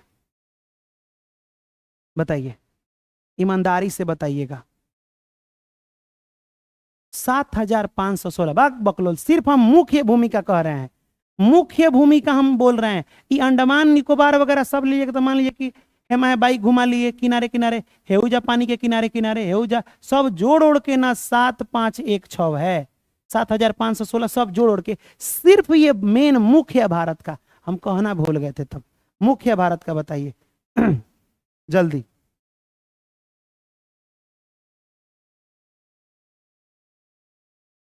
कोई है जो बता सकता है? 6100 किलोमीटर सर, ठीक है, ये 6100, ठीक है। तो बताइए स्थलीय सीमा कितना है? स्थलीय माने जमीने जमीनी, मान लो कि कोई बोले कि हम तो जमीने जमीनी जा रहे हैं बॉर्डर पर, इस तरह से बाइक उठाया, इस तरह से गया किनारे किनारे किनारे किनारे, तब बताइए स्थलीय सीमा कितना है? तो 15,200 किलोमीटर स्थलीय सीमा है। तो लगभग इसके दुगुना है, 6100, एक माने 6,000 है ना, तो 6 दूना 12,000 हो रहा है, माने दुगुना से तनी मनी अधिक है। तो क्वेश्चन पूछा था कि तटीय सीमा से कितना गुना स्थलीय सीमा होता है, तो लगभग दुगुना आप बोल सकते हैं। किस तरह से? इसका दुगुना कर लो, क्योंकि इसका देखोगे तो ये भी तट के किनारे है, ये भी 7,516 को लगभग दुगुना करोगे तो आ नहीं जाएगा, लगभग में, लगभग में थोड़ा बहुत 1-2 हजार इन्हें उन्हें चलेगा, ठीक है। हाँ चलिए सर, एक बार मेरा सिलेक्शन होने दीजिए, फिर पूरा गर्व के साथ बोलेंगे आप अन अकेडमी। होगा बाबू होगा। चलिए अगला क्वेश्चन। एक मिनट, अगला क्वेश्चन क्या, हम बताए ही नहीं इसका आंसर। क्वेश्चन था कि बांग्लादेश का क्वेश्चन था बाबू, कहने गए हो चाचा? यहाँ देखिए, बांग्लादेश यहाँ पे है, आपको बता दे बांग्लादेश तब भारत से कितना सटता है, ये बांग्लादेश है सब, तब भारत से 4,096 सटता है। लेकिन क्वेश्चन पूछते कि इधर पाकिस्तान भी तो है, पाकिस्तान कितना सटता है, इधर चाइना भी तो है, तो पाकिस्तान सटता है 3,323 किलोमीटर, 3,323 किलोमीटर, 3 से 2 3,000 300 कहीं कहता है, कहीं 200। ई है 3488 किलोमीटर, 3488 किलोमीटर बॉर्डर शेयर करता है मैकमोहन रेखा। ये बातें आपको याद रखना है। अगला क्वेश्चन देखिए यहाँ पे, बांग्लादेश कब स्वतंत्र हुआ? कब आजादी मिली बांग्लादेश को? बाबू हम ही लोग आजाद कराए थे, आज हम ही लोग को आंख दिखा रहा है, कहता है कि हम भारत का बात ना सुनेंगे। बताओ सर, एक प्रॉब्लम आ रहा है हमको मैथ में, पूरा बन जाता है किस्त वाला और सीआई वाला। तो आज का क्वेश्चन आप नहीं देखे हैं, कम से कम आज का वीडियो देखो। जिनको किस्त वाला प्रश्न में डाउट है तो आज का जा करके सुबह वाला मेरा वीडियो देख लो, उसमें हम कुछ एक रामबाण फॉर्मूला लाए हैं, बताए हैं। उस वीडियो को 1.5 बार देखिएगा। 17 दिसंबर 1971 को बांग्लादेश आजाद हुआ था, ये बातें याद रखना है। अवामी लीग थी। अगला, नेपाल का सर्वोच्च पर, नेपाल का सबसे ऊंचा पर्वत शिखर कौन है? नेपाल का सबसे ऊंचा पर्वत शिखर कौन है, आपको बताना है। बताइए।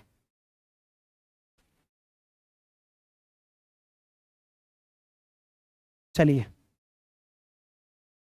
बहुत ही बेहतरीन, ऑप्शन नंबर ए। नहीं बाबू, विश्व का सबसे ऊंचा कहो चाहे नेपाल का कहो, उसे ना माउंट एवरेस्ट, और नेपाल में होकर नाम हुआ सागर माथा हो जाता है, जिसकी ऊंचाई 8848 थी, लेकिन अब हो गया है 8000। अरे पर्वत हमेशा बढ़ता है, ये भूगोल में पढ़ना है कि क्यों उसकी ऊंचाई बढ़ती है।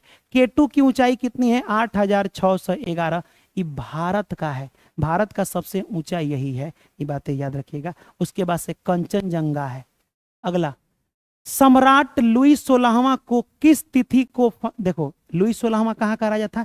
फ्रांस का राजा था, पता है? बहुत ही निरंकुश था लुई 16वां, एक और वाइफ और निरंकुश। कभी कभी लुई 16वां माफ भी कर देता था फ्रांस का, तो उसकी वाइफ कहती ना, सुनिए ना, इसको फांसी दीजिए। तो उसका नाम था लुई 16वां की बीवी का नाम था मेरी एंटोनेट या एंटोनिया। ये गुंडा था तो गुंडी थी, है ना?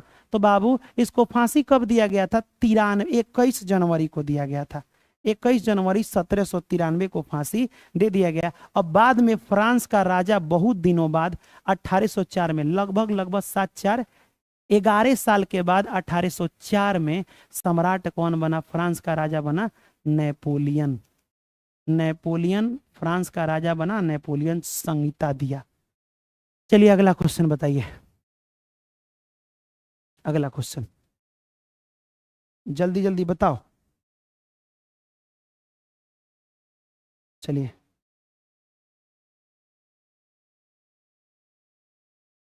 बहुत अच्छा।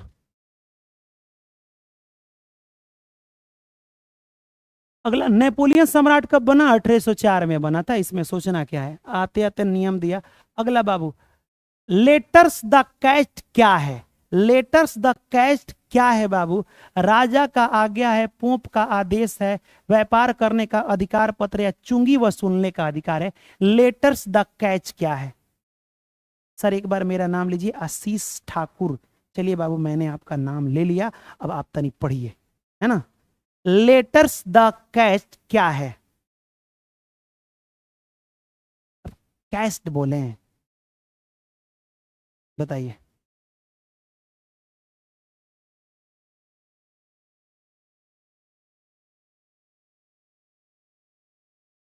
नहीं पता होगा आपको। लेटर्स द कैच मेरे हिसाब से व्यापार करने का हिसाब होना चाहिए इसमें ना। लेटर्स द कैच, थोड़ा सा इसमें मेरे कोई डाउट है। लेटर्स द कैच क्या है? कचेट लिखा गया है, कचेट नहीं होता है। क्वेश्चन में थोड़ा सा हमको इसलिए डाउट आ रहा है ना। आपका आंसर क्या जा रहा है? रुक जाओ, माने हमको लग रहा है कि लेटेस्ट केस में वो क्या बोलते हैं, फ्रांस में जो राजा लोग था ना, तो फांसी चाहे कोनो सजा होता था तो उसको मैंने उसी पर लिख करके देता था। तो व्यापार राजा कह सकते हो, पोप नहीं, दूंगी नहीं, तो राजा का आज्ञा कह दो, राज्य आज्ञा होगा, हो जाएगा, ठीक है। राज्य आज्ञा माने फांसी उसी होता था, चाहे कोई भी सजा, तो उस पर लिख करके दिया जाता। लेटेस्ट इसका, इसको कैच कीजिए, पकड़िए और सुनाइए, तो राजा का आज्ञा लिख सकते हो। राजा का आज्ञा उसमें कोई इंग्लैंड, बाप रे बाप, भाई चोटा को देखो, जिंदगी भर सबको लूटा, अपने लूटने की बारी आई तो समझदारी से आराम से फरिया लिया।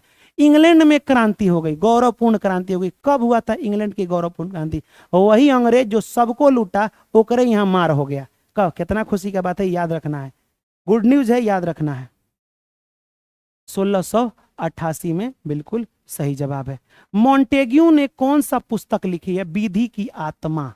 मॉन्टेग्यू ने कौन सी पुस्तक लिखी है बाबू, आप हमें बताइए। मॉन्टेग्यू की कौन सी पुस्तक है?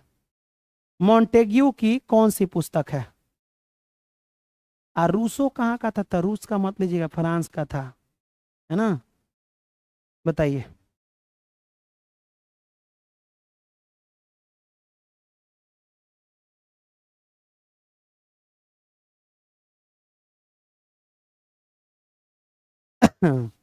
वाह, बिल्कुल बिल्कुल ठीक जवाब है, कोनो कोनो का गलती भी है। विधि की आत्मा लिख लो, यही होगा। हाँ ठीक है। अरे बच्चे बच्चे को पता है कि विधि की आत्मा किसने लिखा है। अगला, महात्मा गांधी ने निम्नलिखित में से किस समाचार या पत्रिका का संपादन किया? कौन ऐसा पत्रिका है जो महात्मा गांधी का है? आई जानते हो कब लिखा गया था? याद करो, पूना पैक्ट, गांधी और अंबेडकर के बीच समझौता हुआ था, अंबेडकर तो मान गए। अब गांधी सोचे कि सारा के सारा दलित जितना हरिजन है, इस सब हरिजन डॉक्टर भीमराव अंबेडकर का बात मान रहा है, मेरा तो वैल्यू नहीं है। तो गए हरिजन लोगों के बीच, छोटे जात जो भी कहे जाते थे उस समय। अब बोले कि तुमको कौन बोल रहा है कि तुम छोटा जात हो? तुम तो हरिजन हो। हरि माने भगवान और जन माने तुम तो भगवान के आदमी हो।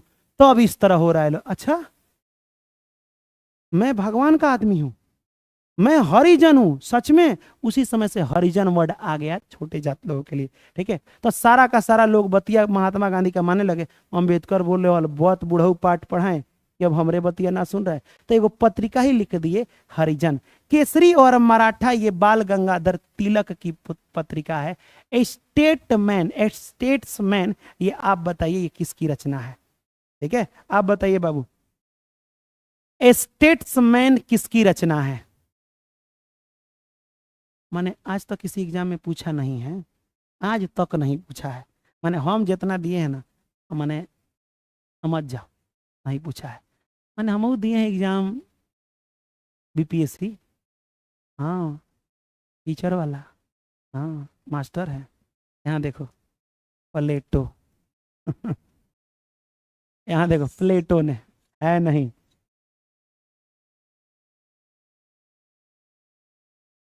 चलो 3200। बिहार का सबसे बड़ा बात है कि क्या हम कहें, मौका मिला है तो कभी बताएंगे हम कि आपका जॉब कैसे जल्दी लेना है। कभी इबादत सर भी बताएंगे, राज की बातें खोलेंगे।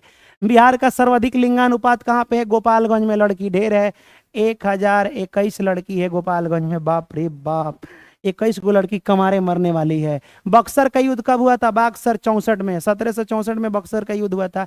ये बातें याद रख लीजिएगा, बिल्कुल सही जवाब है। अगला क्वेश्चन की मैं बात करूं, फटाफट क्वेश्चन को चेंज करते हैं और अगला क्वेश्चन लाते हैं। चलिए, भारत में स्थित लोनार झील किस प्रकार का झील है? लोनार झील, पहले तो बताना है लोनार कहाँ है। और ये एक प्रकार का क्रेटर झील है।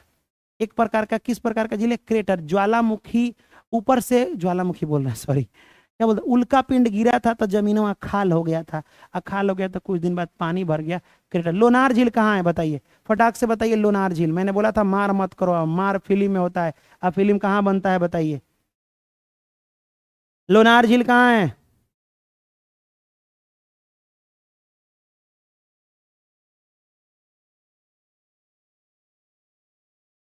चलिए,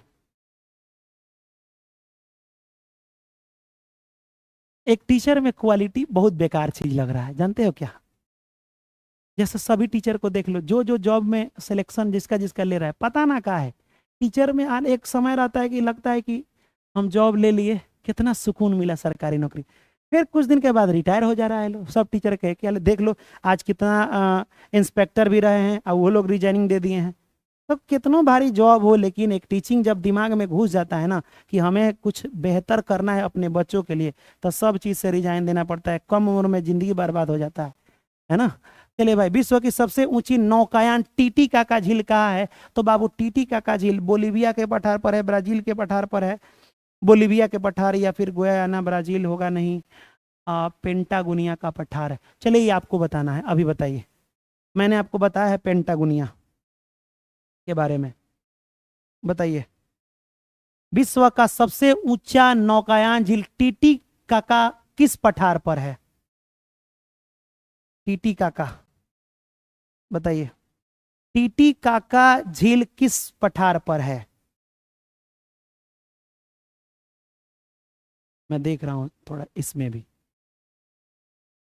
एंडीज पर्वत, नहीं, गलत है।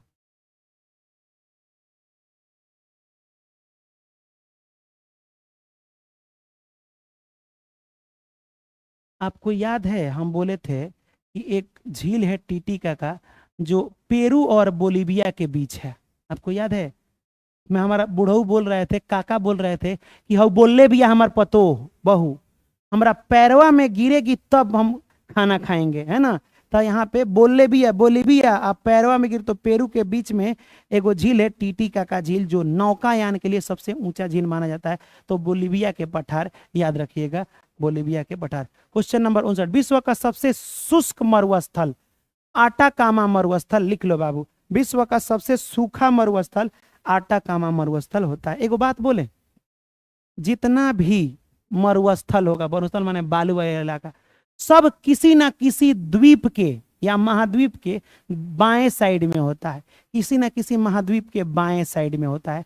ये दिमाग में रखिए। जैसे यहाँ पे देख लीजिएगा तो क्या हो जाएगा, आटाकामा मरुस्थल। अगर आप अफ्रीका में देखिएगा तो विश्व का सबसे बड़ा मरुस्थल पाया जाएगा, गर्म मरुस्थल, सहारा मरुस्थल। भारत में देखिएगा, भारत में तो वो राजस्थान में बाएं साइड है थार का मरुस्थल, है ना। सब बायां साइड ही होता है जितना भी मरुस्थल होता है, ठीक है। अब काहे होता है वो ज्योग्राफी में पढ़ेंगे, एम ए कहा जरूरी है पढ़ना, ज्योग्राफी नहीं वर्ल्ड मैप में पढ़ा जाएगा। किताबुल हिंद पुस्तक किसकी है? किताबुल हिंद पुस्तक किसकी है बताइए। बहुत अच्छा।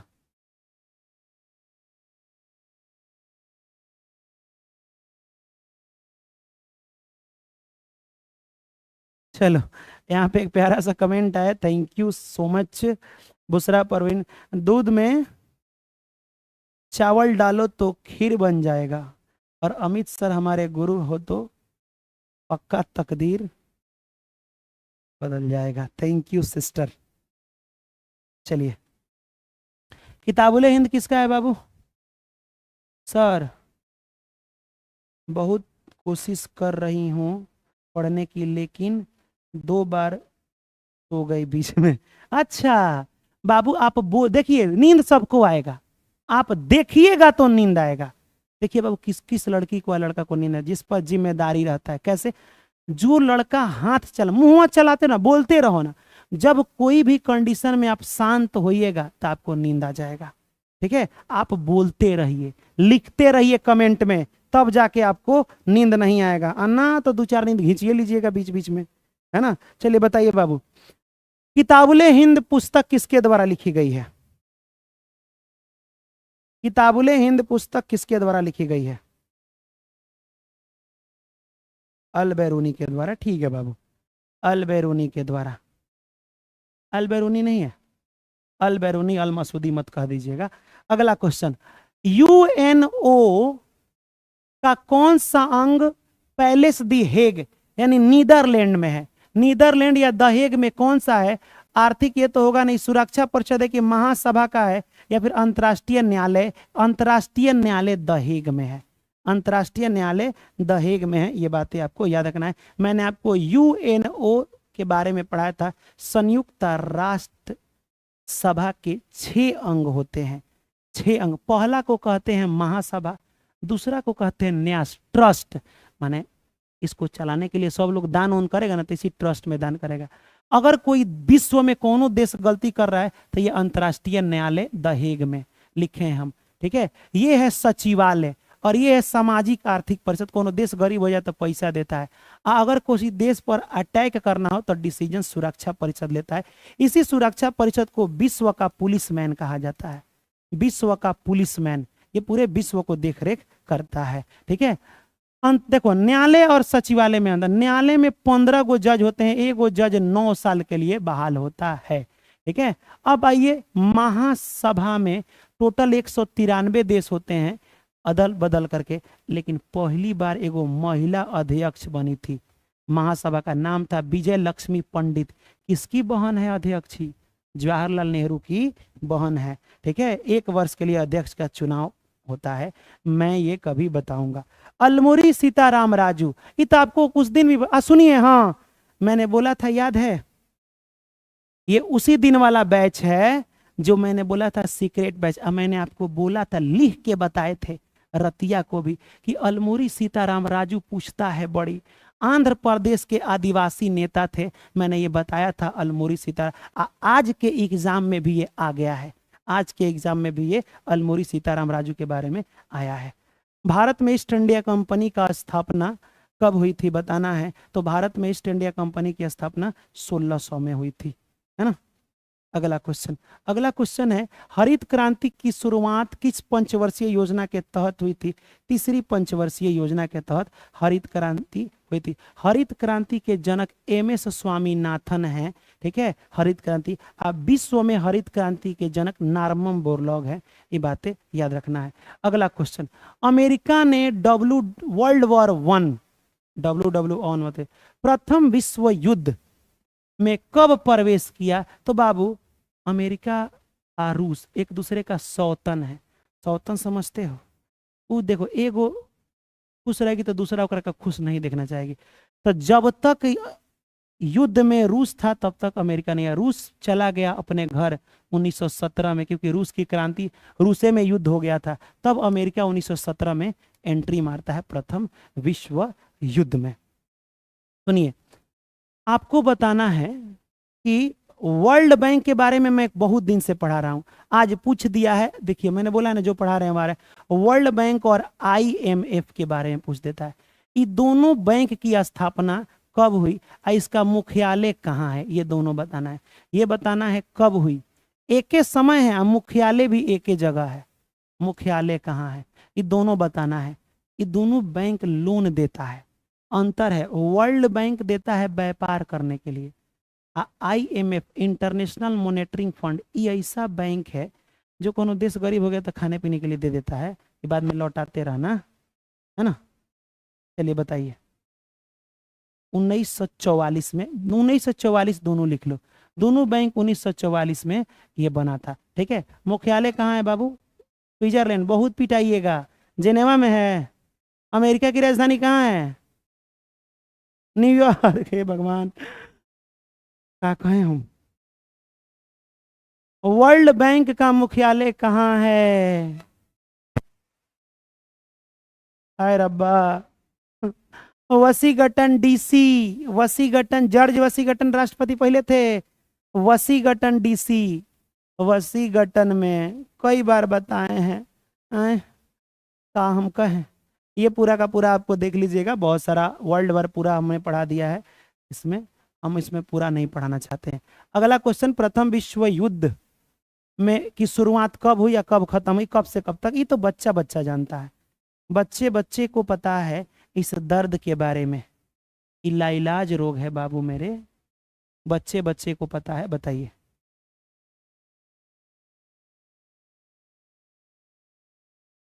1914 से 18 तक, बिल्कुल सही जवाब है। क्वेश्चन नंबर नहीं, ये कुछ इंपॉर्टेंट चीजें हैं जो हम आपको बता दें। जैसे आपसे एग्जाम में क्वेश्चन पूछा था ना इंपरेटर जहाज के बारे में। इंपरेटर जहाज जर्मनी के द्वारा बनाया गया था, इंपरेटर जहाज। ठीक है, बहुत तेज, जैसे मान लो अमेरिका के पास खूब खतरनाक जहाज थी, लुसितानिया वगैरह भी बहुत सारा, तो ओकरे देखा देखी इंपरेटर जहाज जर्मनी ने बनाया था। लुसितानिया जहाज को मार दी कौन? जर्मनी के जहाज, लेकिन गलती कर दी, जा रही थी चुपचाप लुसितानिया, केहू को ताना नहीं मार रही थी, जर्मनी खिसिया के मार दिया बम। उस जहाजिया में अमेरिका के भी लोग बैठे हुए थे, अमेरिका बोल गया अब हम भी युद्ध में कूद जाएंगे। तब 15 में होकर लोग मरे थे। देखो यहाँ पे लिवरपूल, देखो यहाँ पे न्यूयॉर्क से लिवरपूल इंग्लैंड में जा रही थी, जर्मनी द्वारा आक्रमण, 123 गो अमेरिकी मारे गए। अब बाद में 1917 में अमेरिका भी प्रथम विश्व युद्ध में आ गया, जब यूएसएसआर यानी रूस का हो गया बाहर हुआ। उस समय अमेरिका के राष्ट्रपति वुड्रो विल्सन थे, है ना। 1918 में तुर्की, ऑस्ट्रिया ये सब प्रथम विश्व युद्ध में आत्मसमर्पण कर दिया। और लास्ट में प्रथम विश्व युद्ध में जर्मनी बेचारा जरते जरते मर गया, यानी हार गया। ठीक है, तो आपसे पूछा जाएगा जब जर्मनी जब हारा तो उस समय जर्मनी में युद्ध करते समय कौन से शासक थे, तो केसर विलियम द्वितीय। अब बताओ ना, ये छोटा भाग गया, केसर केसर खाने के लिए ये भाग गया, युद्ध छोड़ के भाग गया। लुसितानिया नामक जहाज किस देश की है, तो लुसितानिया नामक जहाज बाबू ब्रिटेन की थी, लेकिन ए पर लोग 123 वो किसका बैठे हुए थे, अमेरिका का बैठे हुए थे। बाकी आपको जानकारी नेक्स्ट। भारतीय संविधान की आत्मा किसे कहा जाता है, आपको मैंने कई बार बताया है। भारतीय संविधान की आत्मा, एक और बताना है, किस भाग को, संविधान के किस भाग को, यह भी क्वेश्चन पूछ सकता है। संविधान के किस भाग को, सुनिएगा बातों को ध्यान से, किस भाग को मैग्ना कांटा कहा जाता है। संविधान का मैग्ना कांटा, मैग्ना कांटा कहा जाता है। ये आपको बहुत इंपॉर्टेंट है, तो हम आपको बता दें, भाग 3 को कहा जाता है, मौलिक अधिकार को कहा जाता है। ठीक है, मौलिक अधिकार जो है, मौलिक अधिकार वही याद रहेगा। चलिए, संविधान की आत्मा प्रस्तावना को कहा जाता है। क्वेश्चन नंबर यहाँ देख सकते हैं पूरा का पूरा कौन सा चीज कहाँ से लिया गया है। मैं फिर से एक बार रिपीट कर दूं, मौलिक अधिकार की बात करें या प्रस्तावना की बातें करें, ये अमेरिका से लिया गया है। आयरलैंड से भाग 4 राज्य के नीति निर्देश, आयरलैंड में सुन लो राष्ट्रपति का चुनाव जो होता है ना, वो भी लिया गया है ना। दक्षिण अफ्रीका से संविधान संशोधन लिया गया है, 368 अनुच्छेद, है ना। रूस से मौलिक कर्तव्य लिया गया है, 42वां संविधान संशोधन, 44वां याद रखिएगा। 4 और 2 मिला के 6 हो रहा है तो 76 में, और 4 और 4 8 हो रहा है तो 78 में। 76 78 बड़ी पूछता है। तो 42वां संविधान संशोधन में मौलिक कर्तव्य को जोड़ा गया, और 44 में संपत्ति के अधिकार को मौलिक अधिकार से निकाल दिया गया और ले जाके 300A में जोड़ दिया गया। तो क्वेश्चन पूछता है कि 42वां संविधान संशोधन कब, तो जैसे 42 आएगा तो 4 और 2 6 यानी 76 में, और 44वां कब, तो 78 में। ये बातें आपको याद रखना है। सप्तवर्षीय युद्ध किन 2 देशों के बीच हुई, सप्तवर्षीय युद्ध किन 2 देशों के बीच हुई,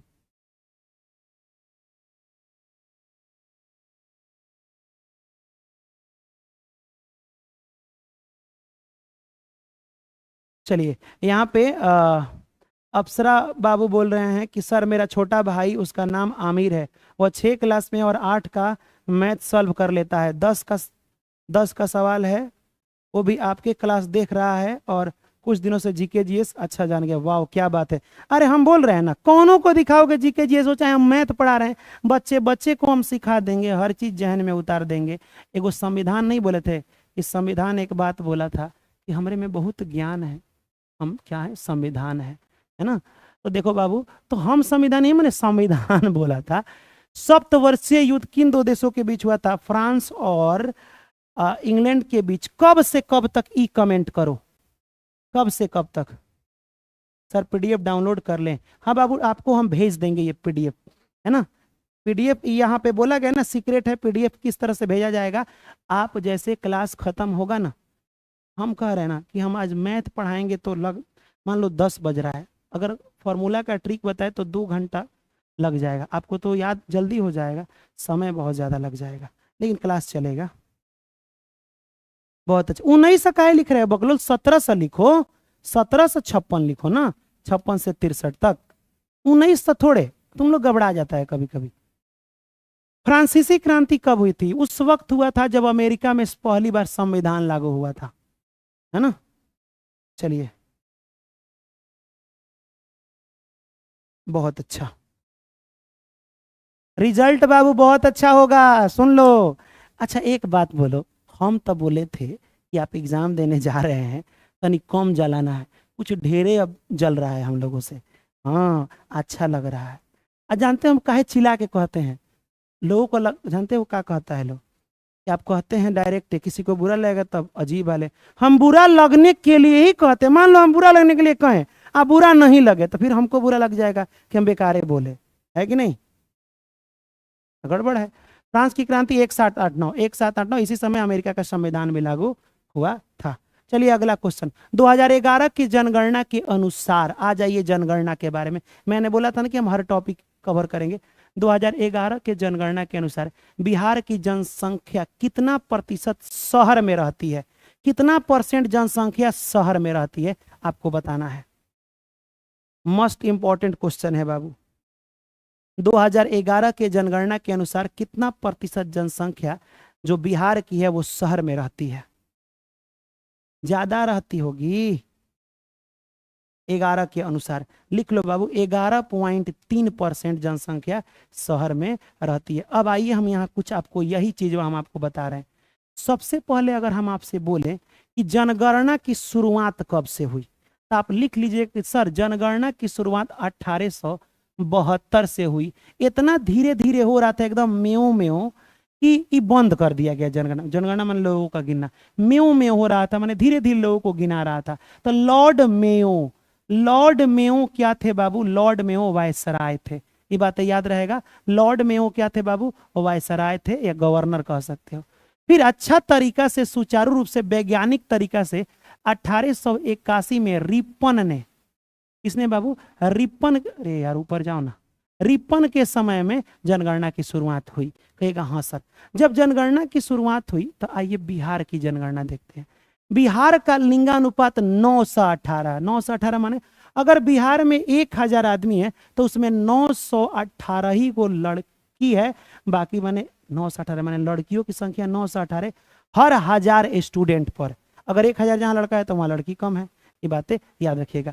बिहार का साक्षरता, बिहार में कितने परसेंट पढ़े लिखे लोग हैं? तब बिहार में 61%। अब सुनिए, बीपीएससी टीआरई 1 में एक क्वेश्चन पूछा था, ठीक है? जब हम लोग टीआरई 1, तो सुनो, पूछा था कि बिहार में कितना परसेंट महिला साक्षर है।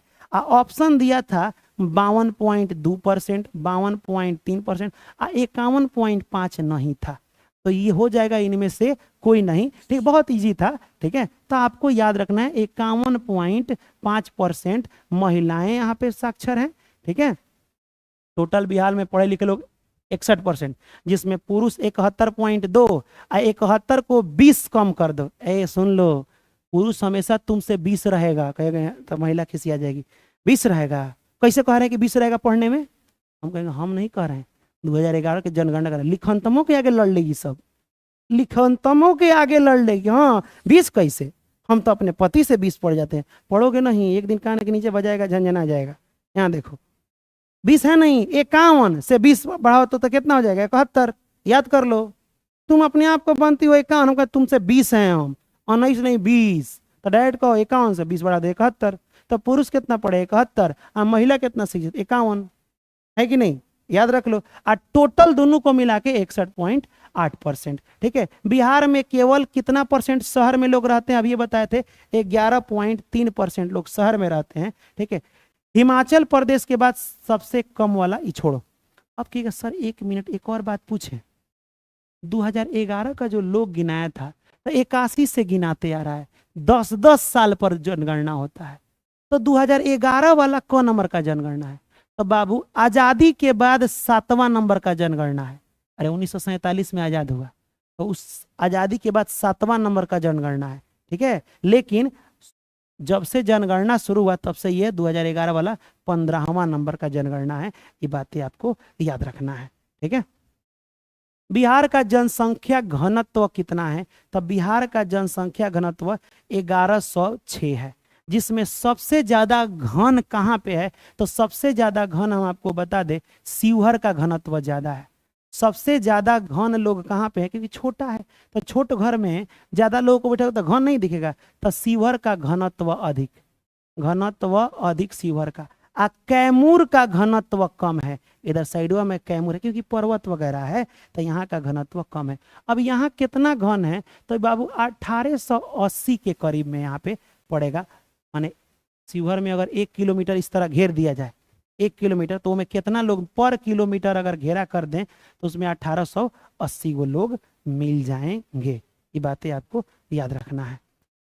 अब थोड़ा सा और जान लें हम लोग जनसंख्या के बारे में, पूरे विश्व के बारे में जाने। ठीक है, अच्छा पूरा विश्व में तो ढेरे लोग होगा बाबू, भाई करोड़ों अरबों लोग हैं, है ना। कहेगा हाँ वो तो है सर। 2011 के जनगणना के अनुसार पता है भारत की जनसंख्या 121 करोड़ है। अभी तो हम लोग जनसंख्या में 1 नंबर थे, 2011 में हम लोग 2 नंबर थे, है ना। 1 नंबर पे चाइना था। टेंशन मतलब जनसंख्या बढ़ाने में पूछो नहीं, लॉकडाउन लग गया, बिया इतना हो गया, ठीक है, कि जनसंख्या लगातार बढ़ते चला गया, लगातार। हम दो हमारे 30, कोनो काम धंधा नहीं है, ठीक है, खाली प्रोडक्शन, फैमिली प्लानिंग करना है, इकोनॉमिक्स प्लानिंग भाड़ में जाए, है ना, जाने दो, कोई बात नहीं। तो बाबू उस समय 121 करोड़ था, ठीक है। विश्व का हम लोग अकेले 17.5% आ जाते हैं। पूरा विश्व में अगर 100 गो लोग मान लो तो 17 गो लोग भारत के हो जाएंगे। इतना बड़का देश है, 193 गो संयुक्त राष्ट्र में आता है। उसमें बिहार का भारत के साथ कितना, यहाँ देखो, बिहार का भारत की जनसंख्या, ये हटाओ, 2011 की जनगणना बिहार का जनसंख्या कुल भारत का 8% है। ये तो आप बताए थे कि अगर भारत बड़ा है, अब भारत के हिसाब से बिहार को देखिए कि बिहार में कितना परसेंट, तो 8.58% ओरिजिनल होगा। ये बातें आपको याद रखिएगा। बिहार की जनसंख्या 2011 की जनगणना के अनुसार बिहार की जनसंख्या लगभग 10 करोड़, यहाँ पे 10.41 करोड़ था। क्षेत्रफल के हिसाब से अगर बात करें तो बिहार भारत का 12वां राज्य है, ठीक है। जनसंख्या के हिसाब से तीसरा। बाबू सबसे ज्यादा जनसंख्या कहाँ पे है? उत्तर प्रदेश में सबसे ज्यादा जनसंख्या है, लिख लो बाबू। 1 नंबर में उत्तर प्रदेश, 2 नंबर महाराष्ट्र, और 3 नंबर में बिहार की जनसंख्या है। और कमाई में हम लोग बहुत पीछे हैं, कमाने धमाने में। खाली ब्याह करने को कह दो ना अपने यहाँ का लड़का, यस पापा जी जल्दी ब्याह कराइए, है ना, ब्याह। अब कह दो कमाने को, के जाई कमाए, वह आई तो कमाई हम बैठ के खाएंगे, है कि नहीं। चलो, बिहार की जनसंख्या घनत्व इतना है, मैंने लिख दिया। बिहार का सबसे अधिक आबादी वाला शहर पटना है। अब बिहार का सबसे कम आबादी वाला शहर शेखपुरा है। मैंने बोला था कि बिहार का लिंगानुपात 918 है। अब आइए, अब मैं बातें कर लूँ थोड़ी सी आपके। मैथ हम सोचे थे कि इसमें पढ़ा दें अपनी मोहब्बत मोहब्बत बोले तो ट्रायगोनोमेट्रिक, त्रिकोणमिति, लेकिन हम पढ़ाएंगे तो 11 हो ही जाएगा। सुनो बातों को ध्यान से। पहले आपको अब प्लानिंग क्या करना है, आप आराम से पुराना वीडियो निकालिए डीएलएड का, ज्ञापन एकेडमी पर जाकर मिलेगा, ज्ञापन एंट्रेंस कोनो पर जाकर मिलेगा। डायरेक्ट लिखिए कि DElEd by Amit sir, DElEd by इबादत सर, कुछ लिखिएगा, आ जाएगा, ठीक है। इसको तनी हैशटैग लगाइए, जानते हैं क्या? Secret class by Amit sir, secret class by Amit sir लिख दीजिए, ठीक है। ये वीडियो डिलीट हो जाएगा, इसलिए डाउनलोड भी कर लीजिएगा। अब सुनिए, एग्जाम जब हो जाएगा तो आपको प्लानिंग क्या करना है। आपको बिहार में जितना फॉर्म आए कोई भी फॉर्म को भरिए, भरिए आप, चाहे वो सचिवालय का हो, चाहे कोई भी लेवल हो, आप बीपीएससी कोई भी भरिए, ठीक। आपके लिए हम लोग हर चीज फ्री ऑफ कॉस्ट किए हुए हैं। तो बैच लॉन्च हो चुका है भारत में, ऑल इन वन, सब कुछ खत्म एक बैच। मैं फिर से इसका अनाउंस क्यों कर रहा हूं, क्योंकि हम अभी शुरू नहीं हुए हैं, थोड़ा सा पढ़ाए हैं, जा करके जितना पढ़ाए हैं पहले देख लो, तब पता चलेगा लेवल किस लेवल का क्वेश्चन है और कितना प्यारा हम बताएं।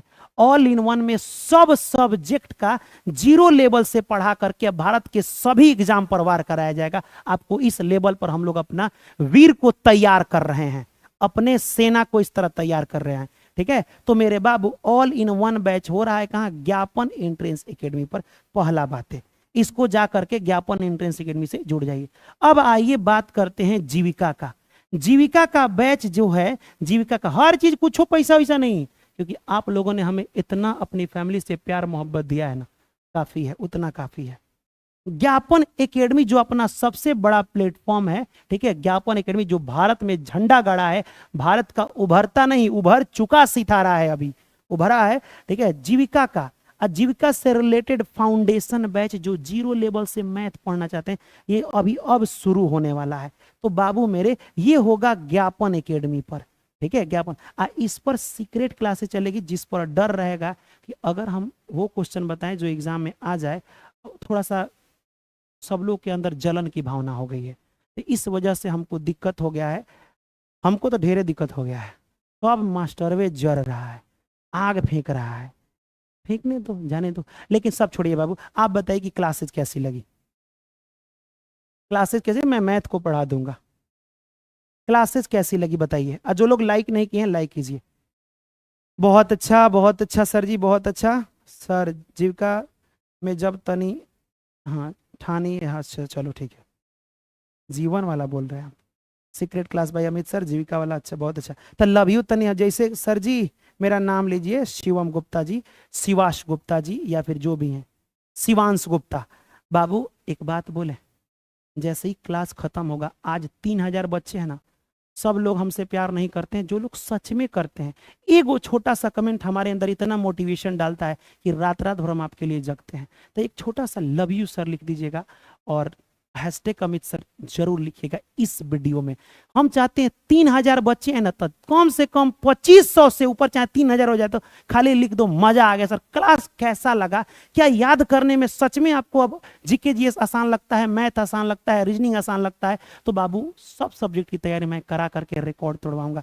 ठीक है बाबू, फिर मिलेंगे नेक्स्ट वीडियो में नेक्स्ट टॉपिक के साथ। लव यू हमार फैमिली, तब तक के लिए जय हिंद, खुदा हाफिज, बाय बाय, टेक केयर। अपन अपने महिला मित्र का भी ख्याल रखा करो। धीरे से बोलना है क्योंकि आपके पापा भी बैठे होंगे।